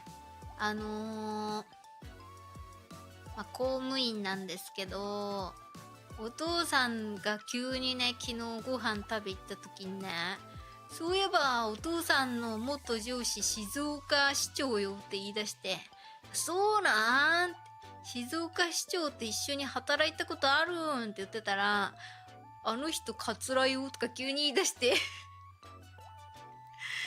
何を急に言い出すんだと思ったけど、そしたら妹がさもう面白がって検索するやん。検索したらさ、もう検索のさなんてやんとこなんか候補にさカツラって出てからさもうこれ絶対カツラやみたいので写真見たけど、やっぱりカツラやったね。みんなも検索してみてね。カツラや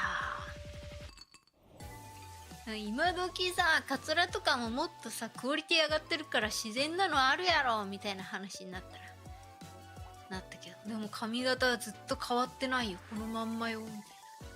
お父さんと働いてた時からこの髪型よみたいな言っていうことは、もうそのカツラであることをあえて出してるやんつって。減税すると結局国債発行数増えるから将来的に負担が増えるだけかも。そうなん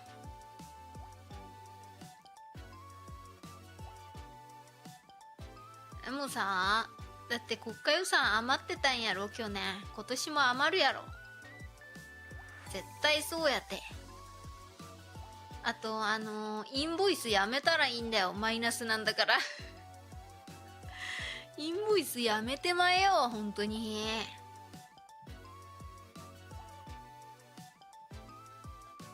知らぬは本人だけで周りはみんな気づいてるってやつか。そうやな、多分そうやろな。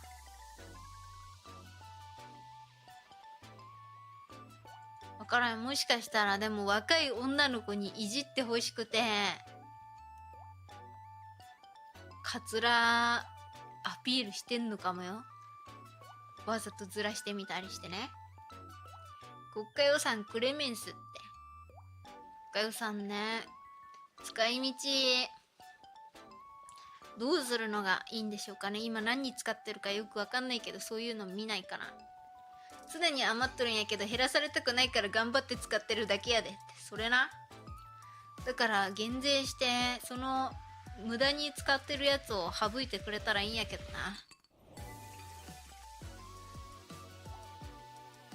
ずっとだからね、野党の人とかね、減税してくださいみたいな言うけどね、絶対にしてくれないからね。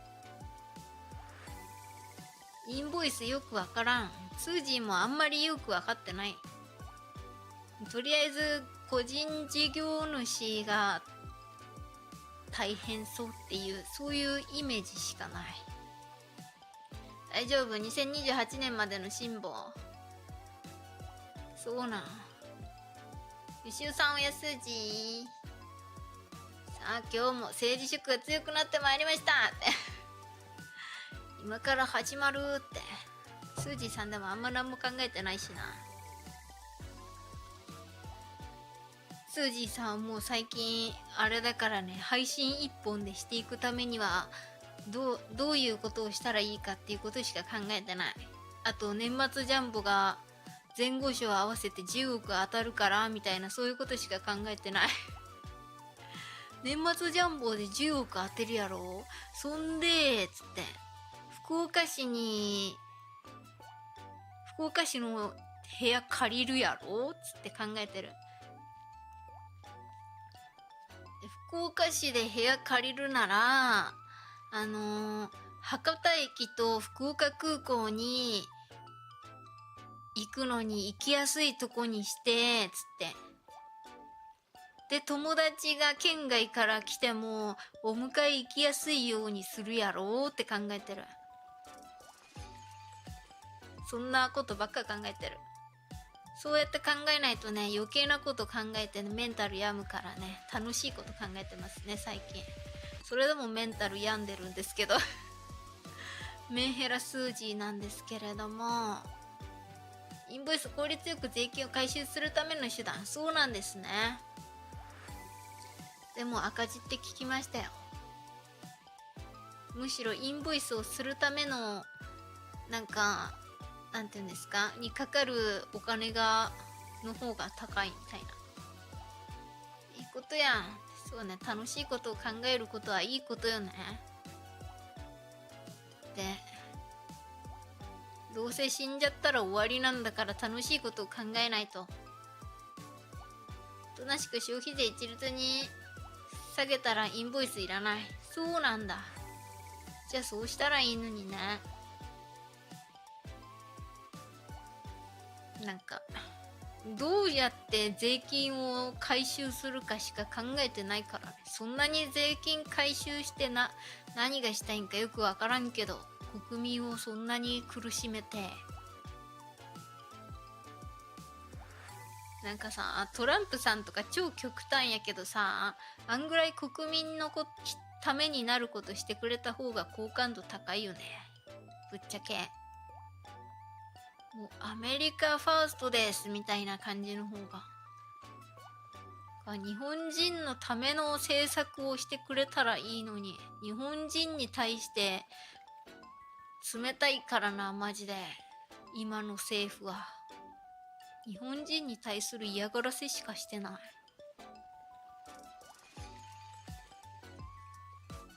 ほんと困りますよ。×還元還元還元、丸努力努力努力ほんと努力しないといけないことばっかり。まあスージーさんは言うてもうすぐ10億手に入りますから全然関係ないんですけどね。10億手に入れて、そんで新ニーサでお金をまた増やすっていう。ブロック経済は危険。ブロック経済ってなんだっけ、高校生の時に習ったけど覚えてないや。とりあえず財務省潰しましょう。そっからですね、あそこのやつらのご機嫌取りしかしてないからな、今の政治家は。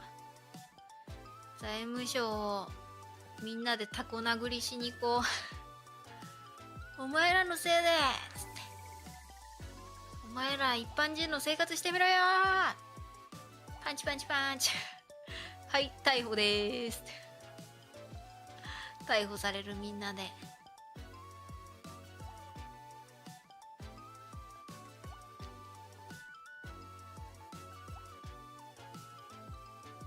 マジでお腹いっぱいでもう思考が働いてない。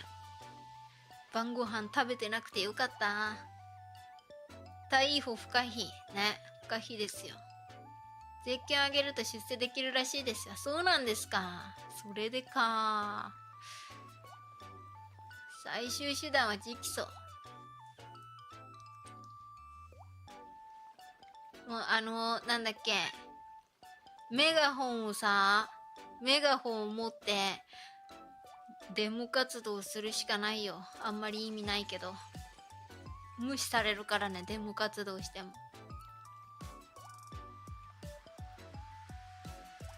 増税反対増税反対ってみんなでやりに行って座り込みして、で座り込みしてるとこでチーズフォンデュ作ろうみんなでハイジのやつやーみたいな感じでトーストにチーズ乗せて。でもできるだけまだマシな国やで、いいとは言ってない。日本はさ、あんまデモしないからね。デモしても無視されるからね。今は国防にお金かかるしね。そうね。まあある程度そっちにお金を割いとかんとね、近隣の国が調子乗って何でもしてくるからね。その辺もまあまあまあって感じではあるけど、でもね、そんなに使わないといけないんですから。でもやっても一人で騒いで終わるから誰もやらない。恥ずかしいからね、そういうの日本人は恥ずかしがりますから余計できないですよね。あいつ一人でなんかやってるよーつって。あれでもさ、時々座り込みとかさ、集まってさ、戦争反対みたいなやってるやつあるやん。あれってどうやってなんか集まりましょうみたいななるんだろうね。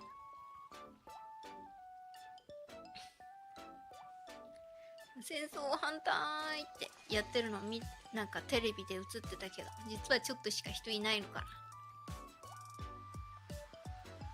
憲法の改正の時かな、なんかあったけどね。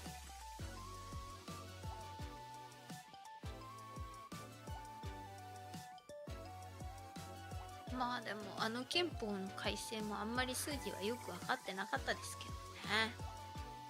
なんかその憲法の改正をすることによってなんだっけ、なんか日本自体が自分たちで国を守るみたいな、そういうあれでしょ。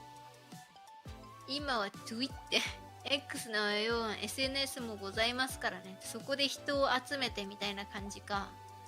一緒にやりましょう、いいですね、やりましょうつってさ、こうなんかみんなしようしようしようってなったけど結局あんま人集まらんみたいなのありそう。まあそんだけやってくれるなら俺いかんでもええかつってね。俺は仕事せなあかんからなって。経済が結局あれだからね、仕事しないと生きていけないからね、そんなデモしてる場合でもないみたいなとこもあるよね。休みならともかくとして、でも休みも潰したくないからねゆっくり家で休みたいですからね。大丈夫、空母回収、強襲、何力艦、新型潜水艦、F3 戦闘機、F35、トマホーク、レールガンなど準備は着実に。そうな、戦う気満々やね結局は使わんやろうけど。そ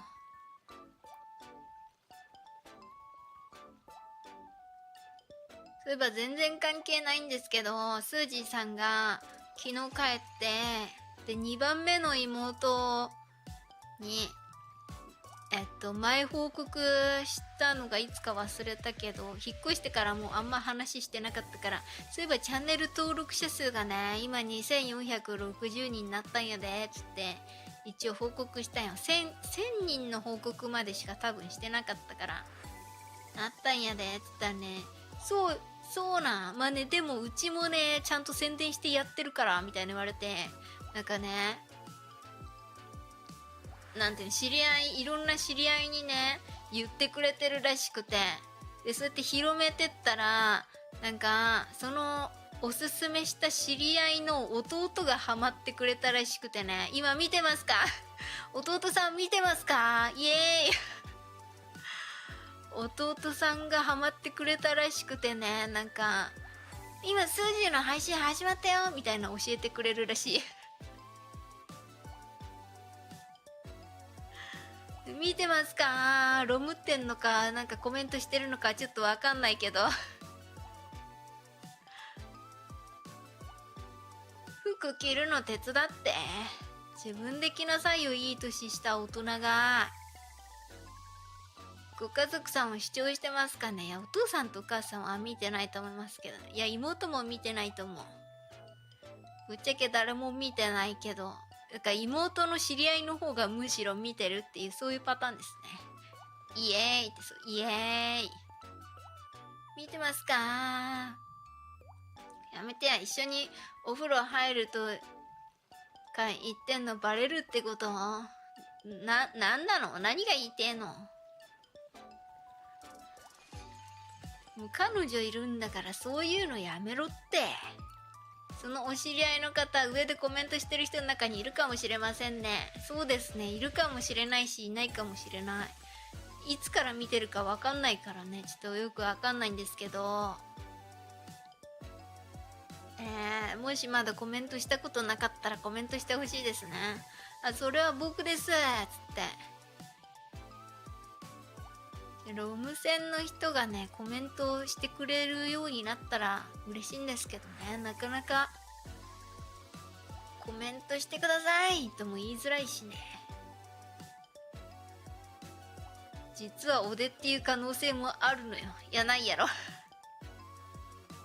初期から見てるからそれはないやろ。だってスージーさんが妹に言ったのいつや？あ、でも VTuber なる前から言ってたっけ？ちょっとVTuber なる前から配信してるのは言ってたか。言ってたけども、福岡の人やろ絶対。福岡の人しか言ってないよ。だからね、福岡の人だったらそうかもしれないって。弟って何歳なんだろう。よくわからないけれども、実は縁側くんなんです。はい、100% 嘘なんで、そういうのやめてもらっていいですか？あて、そういうのやめてもらってもいいですか？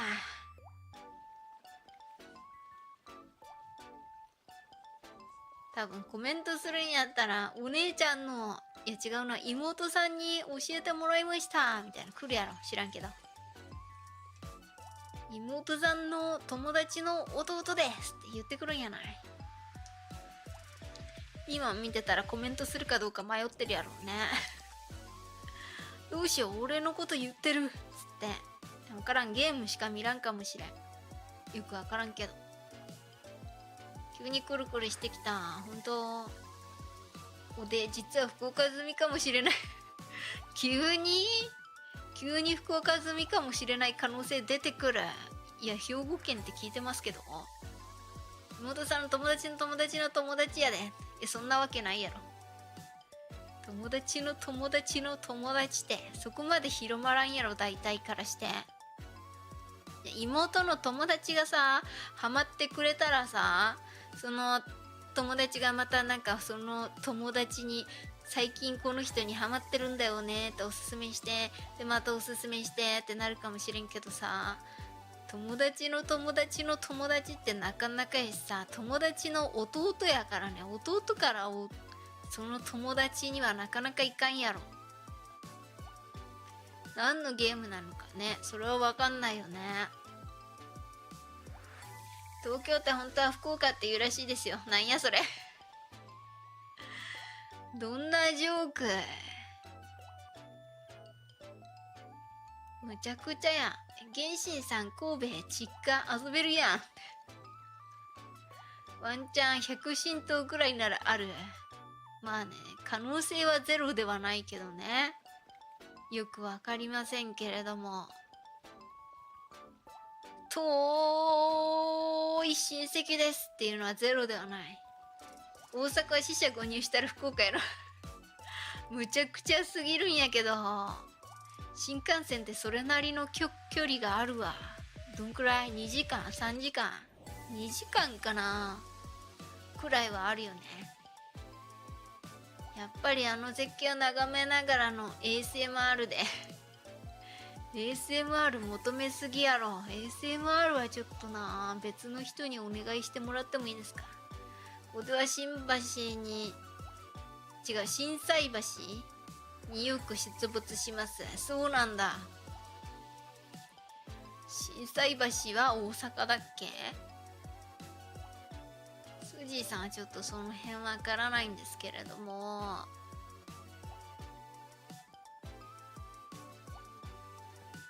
それでアブレンカブさんとゲンシンさん仲良くなったらおもろいけどね。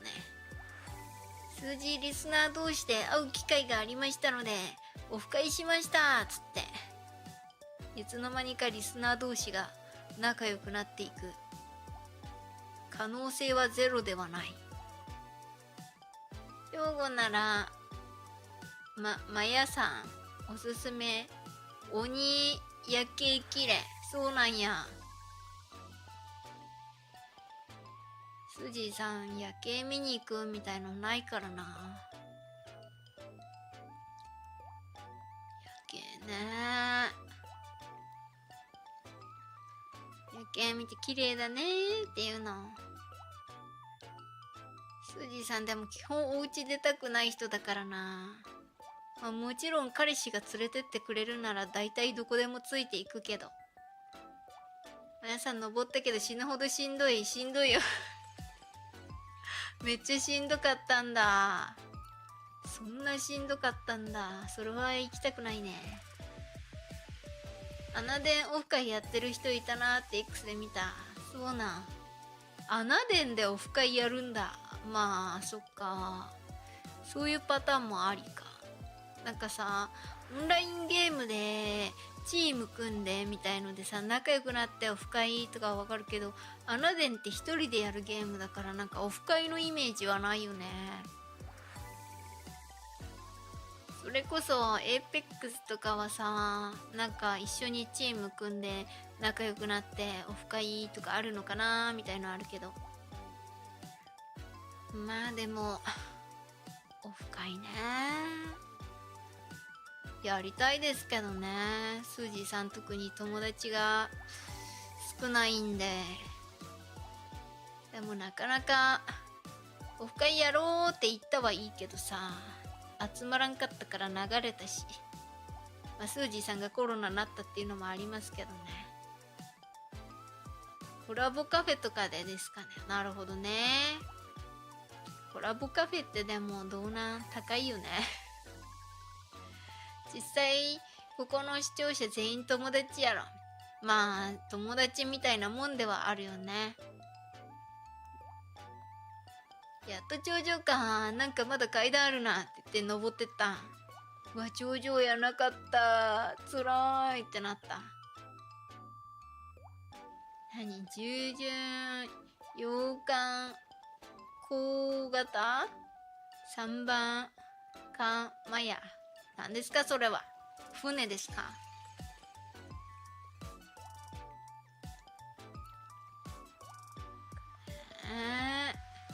あさ、女の子と言ったらマジいい雰囲気になる。そうなん。じゃあ彼女と行くしかないや。彼女か彼女手前の女ね。むくんばんす。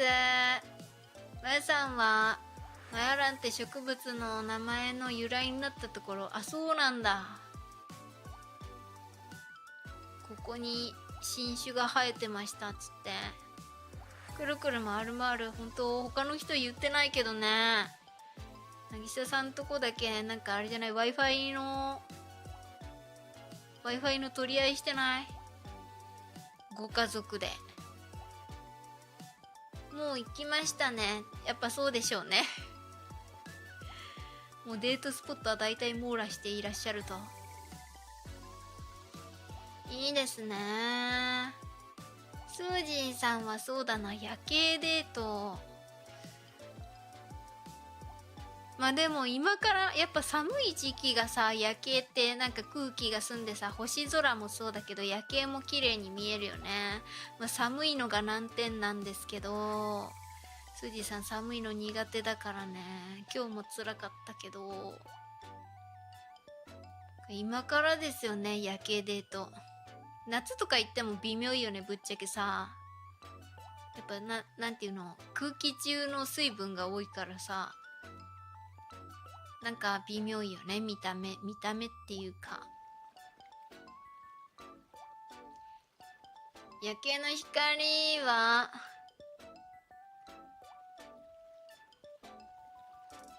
社畜の光行ったら笑ってくれたの覚えてるそんな家の光でもあるやろ。工場夜景は山口県がね綺麗なのがありますね。新幹線からでも見えるんですけど、まあ、スージーさん今回夜に新幹線乗ってないから見れなかったけどね。さっきくるくるなってたけど収まった。本当、まあ、YouTube くん重めなのか。でもね、なんかそういえばなんだっけ、なんかね見たよ。YouTube のなんか VTuber のための動画みたいのを上げてる人がいて、なんか伸びるためにはこうしたらいいとか教えてくれる動画のチャンネルがあるんだけど、それでなんか YouTube 最近重いよねみたいので、なんだっけ、そう YouTube がサーバー強化してくれるのを待つしかないって感じらしい。みんなくるくるしてるらしい、どこの配信も。でその原因がだいたい VTuber が使ってるそのなんていう配信のためのソフトは OBS スタジオっていうのがあるんだけど、これがなんかアップデートしたことによってかね、そのYouTube に送るその情報のファイル形式っていうか何かが変わっちゃったから情報が重くなっちゃって、それでくるくるしやすくなっちゃったんだって。だから YouTube のサーバー強化か、まあ、OBS のアップデートのどっちかで改善するでしょうっていうことです。北海道の夜景めっちゃ綺麗やった。100万ドルではないけど、どのぐらい ?10 万ドルぐらい。100万ドルの夜景ってどういう感じなん？大体。まあでも今あれか、イルミネーションとかあるからいい感じなのかな。いいところでくるくる回る感じ、それは困るよね。配信のアーカイブになったらそのくるくるしたとこもちゃんと残ってると思う。多分ね。デートスポットいいところない？福岡県で探す？福岡県はいかんやろ。デート男旅って言ってたもんな。スージーはデートスポットはよくわからん。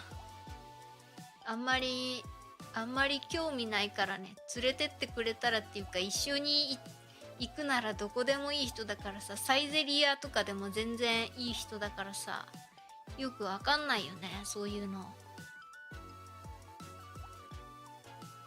YouTube も早い量子コンピューター導入してくれそれはなかなか難しいのでは。知らんけど。海遊館デートする。福岡でも静岡でも視聴者様の都道府県でもいろんなとこで知りたいって。まあブリンガーさんいろんなとこ行ってるからね。うちの周り100ドルの夜景。万ついてないんや。100ドルなんや。函館は綺麗だけど寒くて行く気にならない。そうなんだ。夜景ね。まあ今イルミネーションの時期だから夜景っていうよりはもうイルミネーション見に行くになっちゃうよね。海遊館マジで楽しい。海遊館ね。海遊館ってあれでしょ、ジンベエザメが入ってる水槽ぐるぐる回るとこでしょ。上から下にだんだん降りていくみたいなっていう記憶しかないここは真っ暗。そうなんや。そういえばルミナリエ復活するらしい。何ルミナリエって。ちょっと数字存じ上げませんけれども、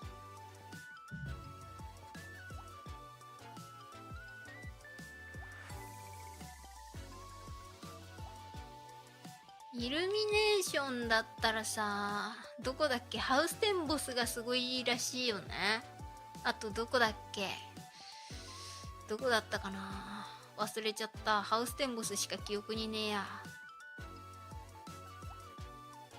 もうハウステンボスは周りになんもないからな。ハウステンボスで遊んだ後がまた移動が長くなっちゃうから、そこが難点なんだよね。いやマジで京都イルミネーションでシナスタジアムヒルズ京都マジでおすすめ。自然と手つなげるかなほど綺麗なイルミネーション。そうなん、スージーの一番下の妹彼氏と京都に住んでるから、じゃあそこ行くんかな。いいな、いいな。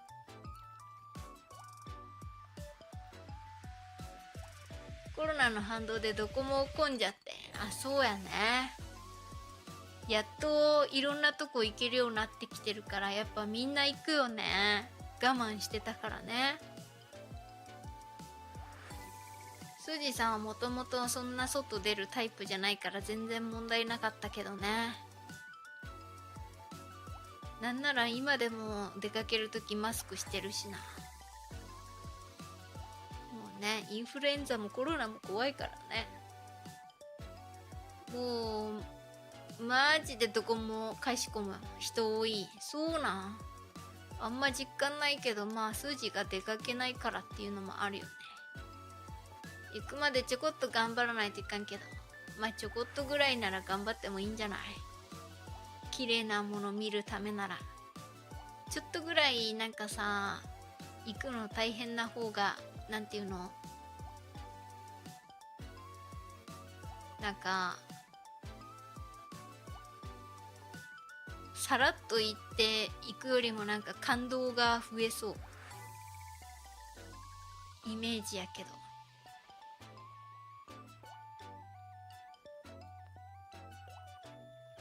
まあ実際のところは知らんけどね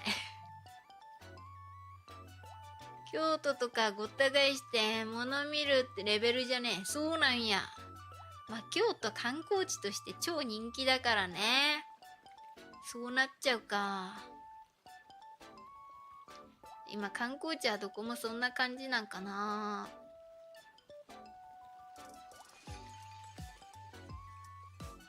まあスージン家の近くは別に観光地ないんで全然大丈夫なんですけど。プレステか、どういうこと？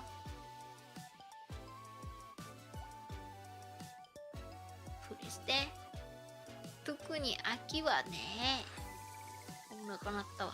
紅葉がってことか。そうね、お寺と紅葉とで京都は綺麗でしょうな。インフルエンザは怖いよ。かかりどころが悪ければ糖尿にもなるって内科の先生言ってた。そうなん、インフルエンザって糖尿になる可能性あるん？それは初耳です。彼女と週3で会うって決まったけど多くない？週1でよくない？そうなん？スージーさんは週3全然ウェルカムですけどね。まあでも無理ない程度に会うのが一番いいでしょうけどね。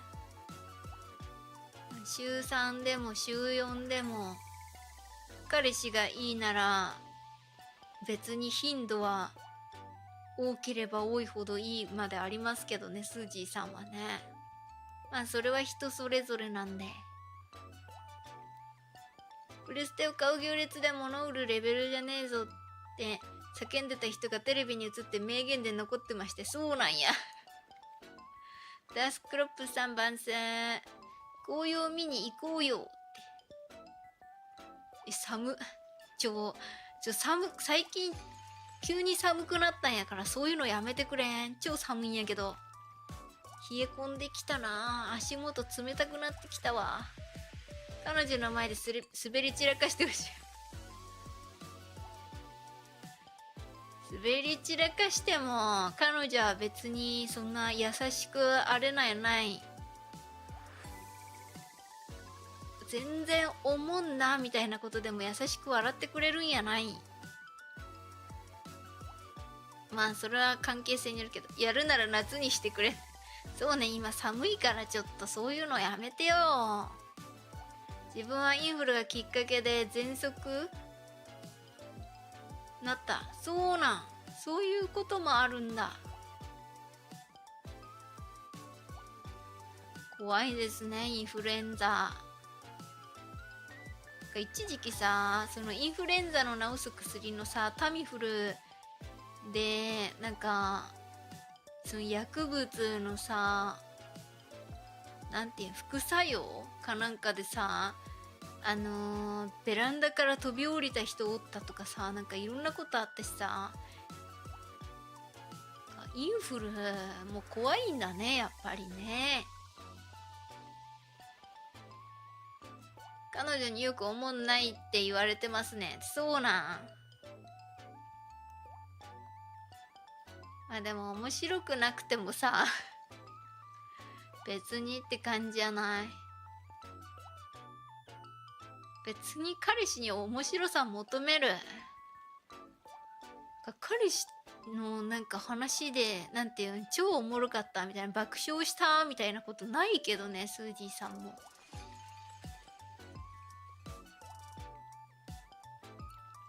縁側くんも今パンイチやから寒い。縁側くんもって肝臓じゃねえ、何、膵臓につくとやばい。そうなん、そんななんか菌がどこにつくとみたいのがある。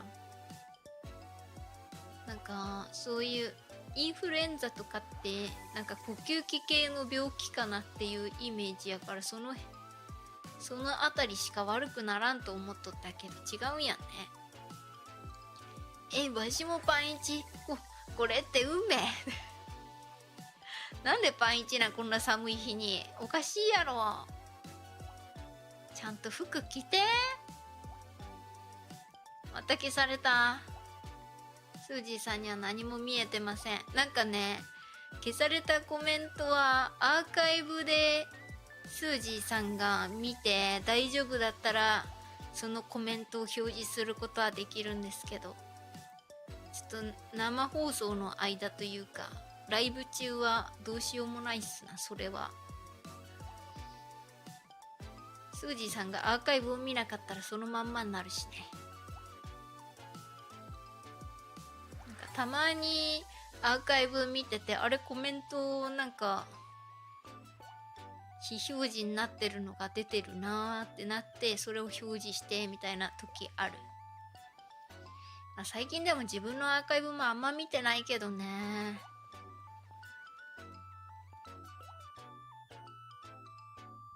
でもね、なんかなんだっけ、ニケのね、ニケはさだけなんか知らんけど、アーカイブの視聴回数がねどんどん増えていってるからね最近びっくりしてる、マジで。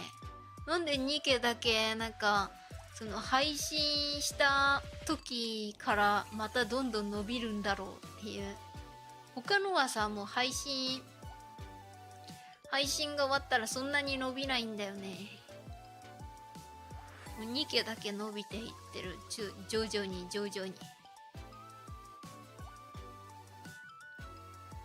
そしてくるくるしょうもないので別にいいです。そんなしょうもないこと言わないで寒くなるんでしょ、どうせ。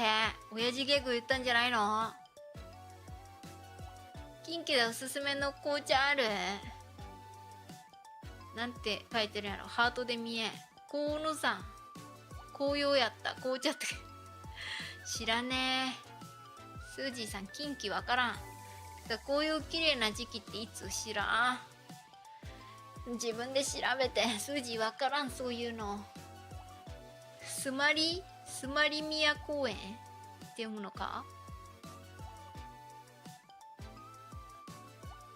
今の米非表示。どれ？ちょうど今からそうなんや。でも寒いよね、もう。ニケ結構人気あるからな、かな。そうなの。まあ人気はあるよね、確かに。どうやろ、ヘブ版とかもさ、人気あるやん。でもヘブ版は別にね、後から再生回数伸びることないんだよね、アーカイブが。そこが謎なんだよね。ニケの方が人気なの、今。アップルストアのダウンロード数、どうだったかな。アップルストアのね、ダウンロード数だったら、なんだったかな、最近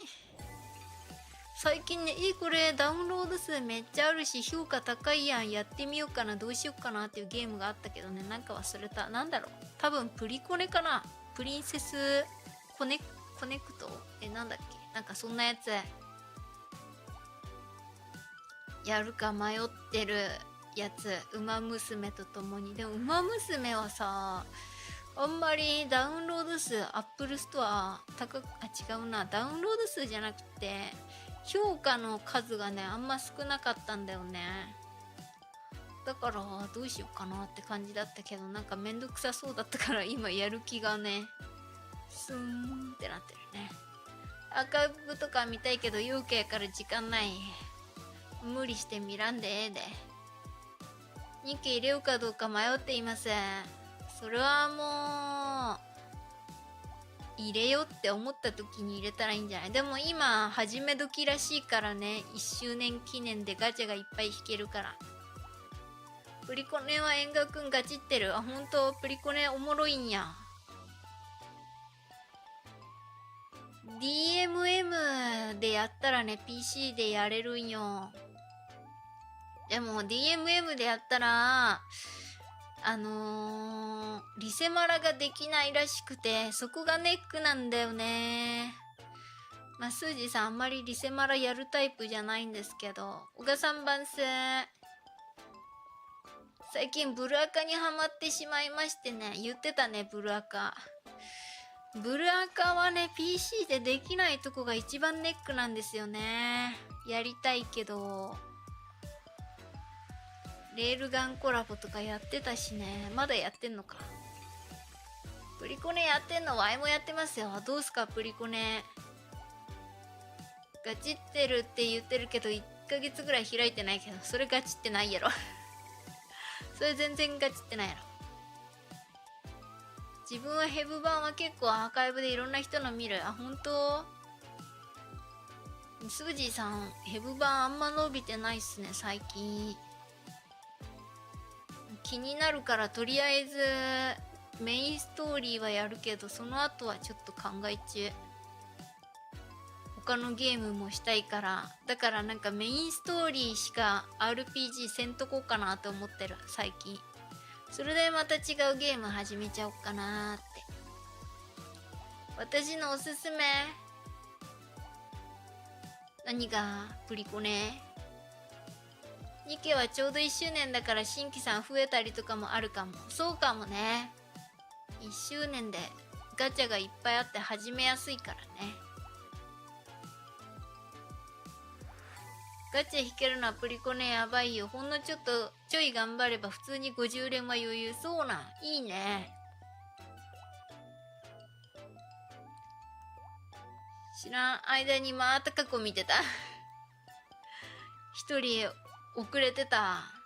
過去を生きてた。リクリクさんバンス。初見だけど顔と声が好きすぎる。いや初見じゃないじゃん名前知ってますけど。プリコネは今完全ログインのみです。あ、そうなんすか。プリコネどうなんすか。プリコネとね、なんだっけ。あ、スージーさんメモしたやつ忘れた。プリコネとウマ娘と、あとなんだっけな、なんかね、なんだっけな、スドリカと、あとなんだっけ、ね、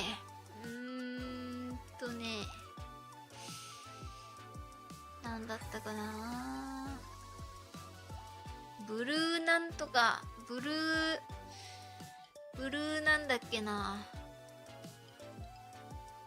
検索履歴とかパソコンで調べてないからな。出ないな。ブルーなんとかさんってやつ。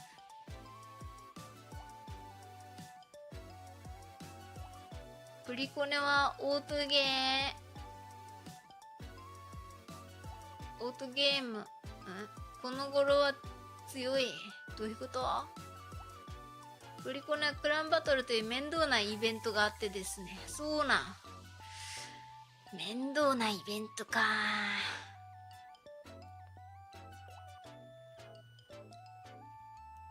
メインストーリーだけ何でも進めていったらそんなにめんどくさくないことないかな。つまずいちゃうかな。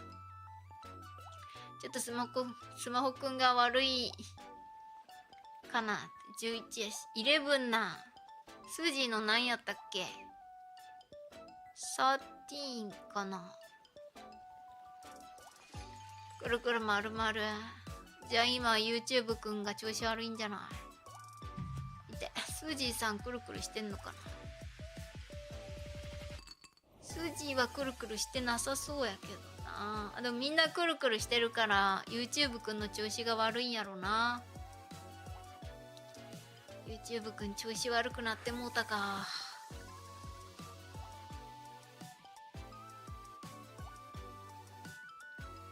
クランバトルくらいしか真剣にしない。クランバトルは真剣にしないとダメなんだ。ストーリーはどうなんですか？ストーリーがいいのがやりたいよね。スージーさん最近もうゲーム何しよっかなって見るときは Apple Store 見て評価の数と評価の値、星が何個かしか見てないからね。そしたらね、プリコネが多分ダントツだったんだよね。評価の数がね、多分23万ぐらいあって、2家は17万ぐらいだったから、プリコネめっちゃいいんだと思って。プリコネはそんな苦戦しないよ。役割与えれば。そうなん。役割を与えるようなやつな。縁側くんプリコネ消したいけど消せないくらいにはマニー突っ込んでる。そんな課金したん？課金せんとダメなゲーム。課金必須って感じ。スージーさんあんま課金しないからな。穴でも1000円しか課金してないし、ヘブ版は課金してないし。お腹鳴るな。どうしようかな。もうすぐヘブ版もぶっちゃけメインストーリー終わるからな。廃課金あるある後に引けない。お金突っ込みすぎてね。廃課金多いね。廃課金ってどんくらいお金入れちゃったら廃課金になるの？10万ぐらい。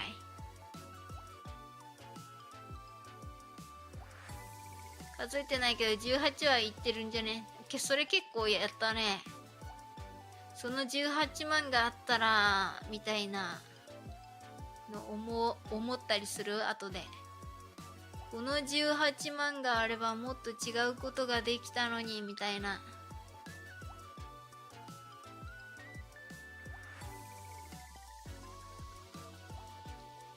なんとなかなか18万はって感じ。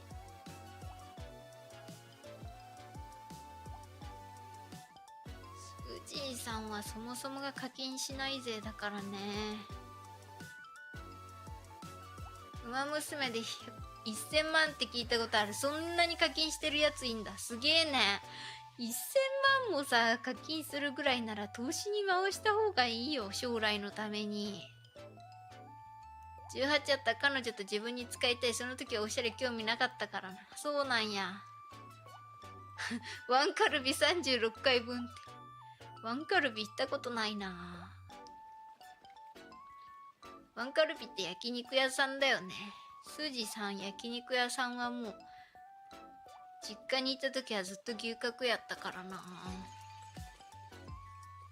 こっち来てなんか行ったな。そういえばどこやったか忘れたけど。何やったかな、忘れた。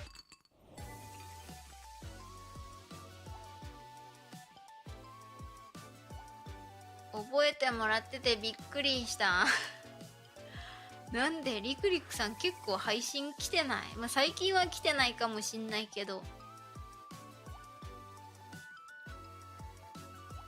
マジで持ってないキャラあるのが嫌やったから課金してたね。もったいないね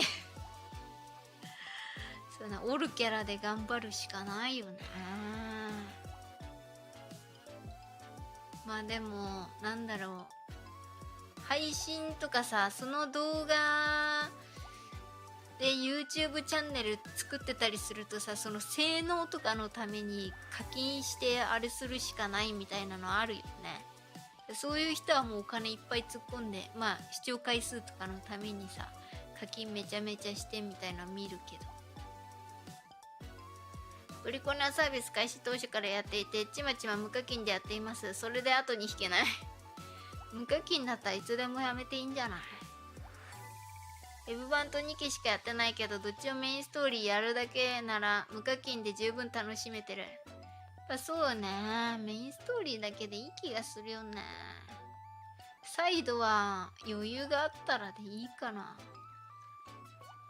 だっていろんなゲームをちょいちょいつまみ食いしたいんだもんプリコネいいところは弱いキャラおらんよ。あるにはおるけど、どっちやねん、それおるやろ。でもな、新しいゲーム始めてさ、今予約してるゲームが急にさサービス開始したら、まあそんなことはないか。3つもあれだからな、予約してるからな。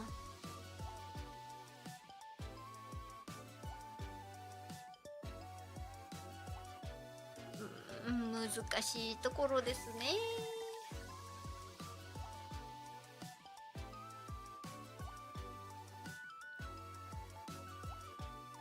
ウマ娘とかめちゃめちゃ流行ったけど、あれはウマ娘何が良かったんですか？ウマ娘したことある人いますか？ウマ娘めちゃめちゃ流行ってさ、なんかまたね、最近ね、ウマ娘どうも参入してる人が増えてきてるっていう噂なんだよね。よくわからないけど、あれはヘブ版のメインストーリークリアできないっていうサービス開始当初からやってるのに頑張れよ。スージさんも4章後編の2日目だったっけ？再現のゲーム全部違ってハートが邪魔。違ってます。そうなん。全部ガチってますか？全部ガチってます。じゃあウマ娘もやってんの？写真撮影機能が気になるところ。ウマ娘写真撮影できんの？うまくはもう消したけどおもろい。ほんと気になるな、ウマ娘。でもな、今更感あるよな。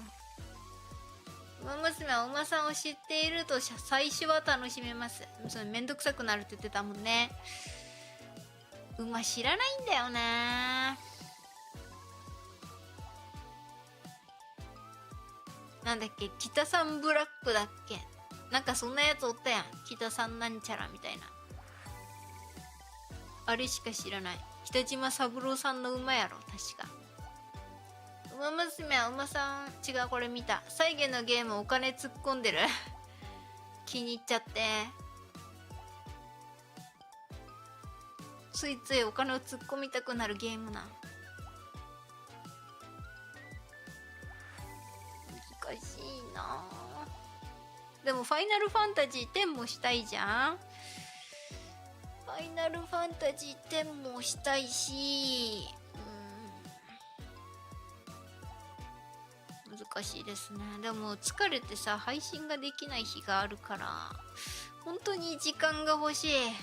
早く年末ジャンボ早く年末ジャンボの当選金入らんかな。まだ抽選もしてないっていうか発売もしてないけど、数字でも予約したからね。北さんブラックは大人気ですね。そうなんですね。そう、馬娘での話ですか？友達は馬から競馬ハマって、今借りたらあかんところから借りてるよ、バカらしい。それやばいじゃん。それはやばすぎだろ。お、X すんのどういうことですか？ハロウィンジャンボ外れましたか？ハロウィンジャンボは3600円でした。当選金。残念。好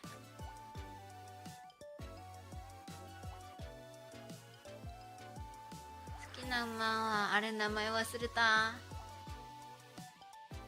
F1 クリティカルバフでバフをしっかりやればなんとかなると思う。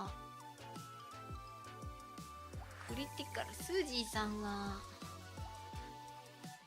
バフ、デバフはあんまやってないもんね。バフとクリティカルしかやってないよね、多分ね。つかさちゃん頼みなとこあるもんね。つかさちゃんとカレンちゃんと2人頼みなとこある。FF10 の話ね。そう。持ってはいるのよ。Steam に入ってるから。X は10ってことでしょ、多分。そうだったね。やりたいんだよね。でもまだね、ヘブ版のメインストーリー終わったら、新しいゲーム始めようかなと思ってんだね。2系ともう1個で。だいたい2個ずつ。アナデンはメインが終わったから、とりあえず今は保留でいいかなと思ってる。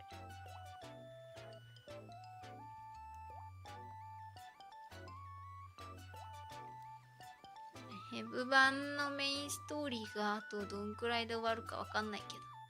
全くジャンル違うけど、竜が如く面白いらしいね。なんかさ、なんだっけ、なんかふんどしのやつとかが街歩いてるんやろ。竜が如く面白いって聞くけどね。あれってでもあれじゃないの？プレイステーションのソフトとかじゃないの？プリコネは5人編成でメインクエストでアタッカー4タンク1でも勝てるくらい簡単。そうなん？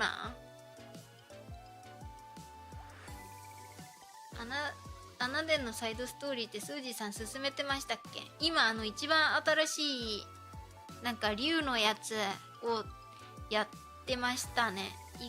1話みたいな。1話やってやめてる感じじゃない？確か。なんかね、あんまりその話が頭に入ってこなかったじゃないけど、なんかあんまりもういいからさっさとエデン助けに行けやってなっちゃって、なんかもういいかなってなってる。すべてを恋し者か。デアリヒターをしばく。何が？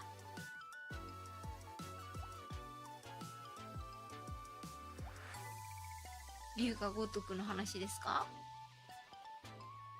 東海帝王目白松クイーンライスシャワーが30年前に大人気で、それが復活したので興奮したのを覚えています。もう飽きたけど飽きちゃったんかーい。おすすめのゲームはタクトオーパスかな。一時期新キャラ来るのが早くて追いつけへんかった時期あったけど。そうね、タクトオーパスはね、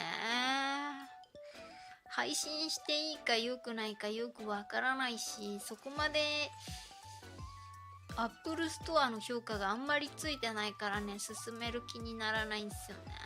進めるってかやる気に。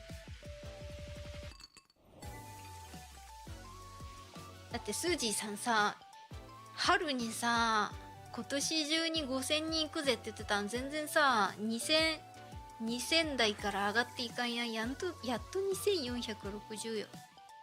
今年全然伸びてない、マジで。いろんなゲームを試してはいるものの、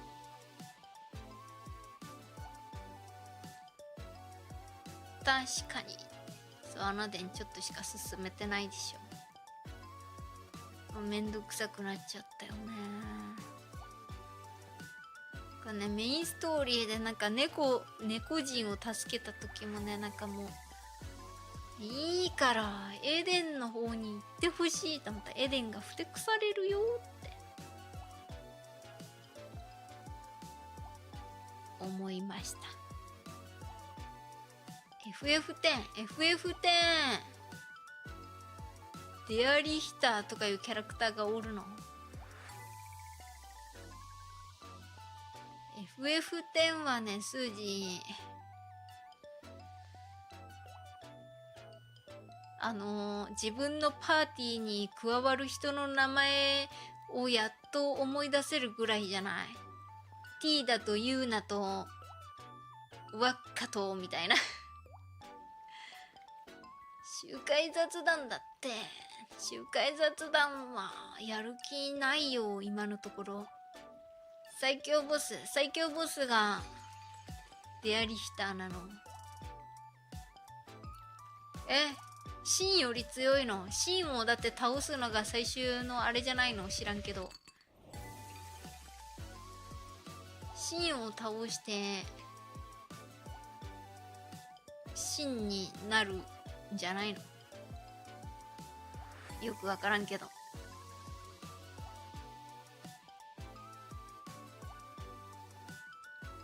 メジロマツクイーンとか、マックイーンか。マツクイーン、どっち？メジロマックイーン。おそ松さん見てた時にメジロマツクイーンみたいなの言うてたわ。それはラスボスと最強ボスは違うんだね。ヘブ版もみんなメインストーリークリアしちゃって飽きちゃってるかもしれませんね。ワイはまだだけどそうね。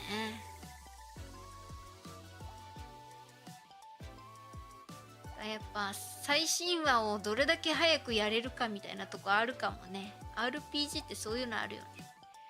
最新話をどれだけ早くできるかか、なんかある程度時が経って久々にこうやる人がのを見て、懐かしいな、こんなんやったなって見るかのどっちかな感じはある。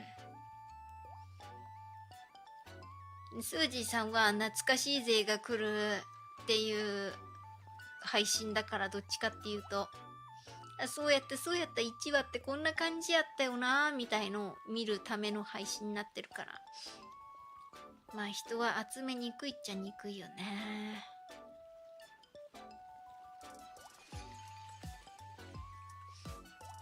まあとりあえずヘブ版のメインストーリーが終わったらまた新しいゲームを始める感じになるでしょうっていうことで、パソコンでできて、なおかつなんか数字が取れそうな RPG ご存知の方はぜひ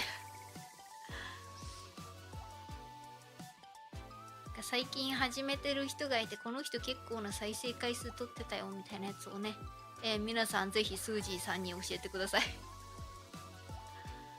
まあ自分で探してくるけどね。最近アナデン外伝の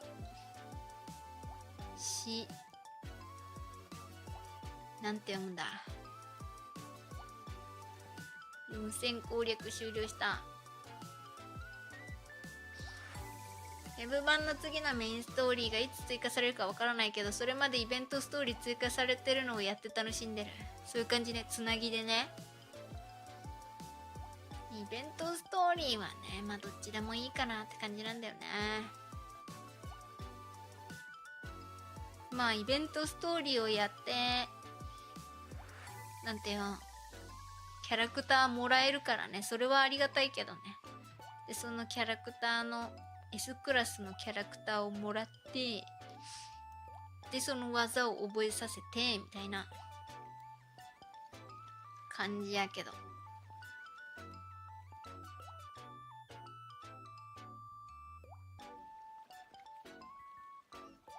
でなんかイベントストーリー追加するぐらいなら早くメインストーリー追加してほしいめっちゃわがまま。まあね、いろいろ練ってるんでしょうけどね。こうじゃない、ああじゃないって言ってね。スージーさん、とりあえずヘブ版は4章の後編を早く終わらせないと。ヘブ版終わらせ。2期がどんぐらいで終わるかわからんけど、2期を終わらせ。そしてまた新たな RPG をし、まあ、なるべくね、皆さんが知ってるゲームをしたいですけどね。もうスージー最近知らんゲームしかせんから見らんわってならんようにみんなが離れていかないように何かしら面白そうなゲームを探してきますけれども。てかもう10時20分やん。今日スージーさん配信7時半からしたろ。っていうことは今どんくらい？何時間？ 2 時間50、もうすぐ3時間。じゃあ配信終わろっか明日月曜日やからな。もう会社行きたくない。早く福岡帰りたい。やばいやばい。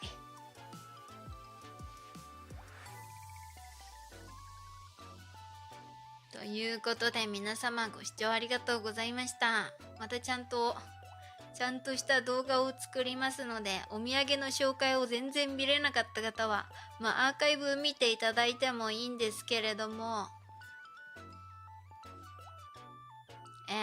後々のスージーの動画いつ作られるかわからんけど、もうお待ちしてください。お待ちしてください。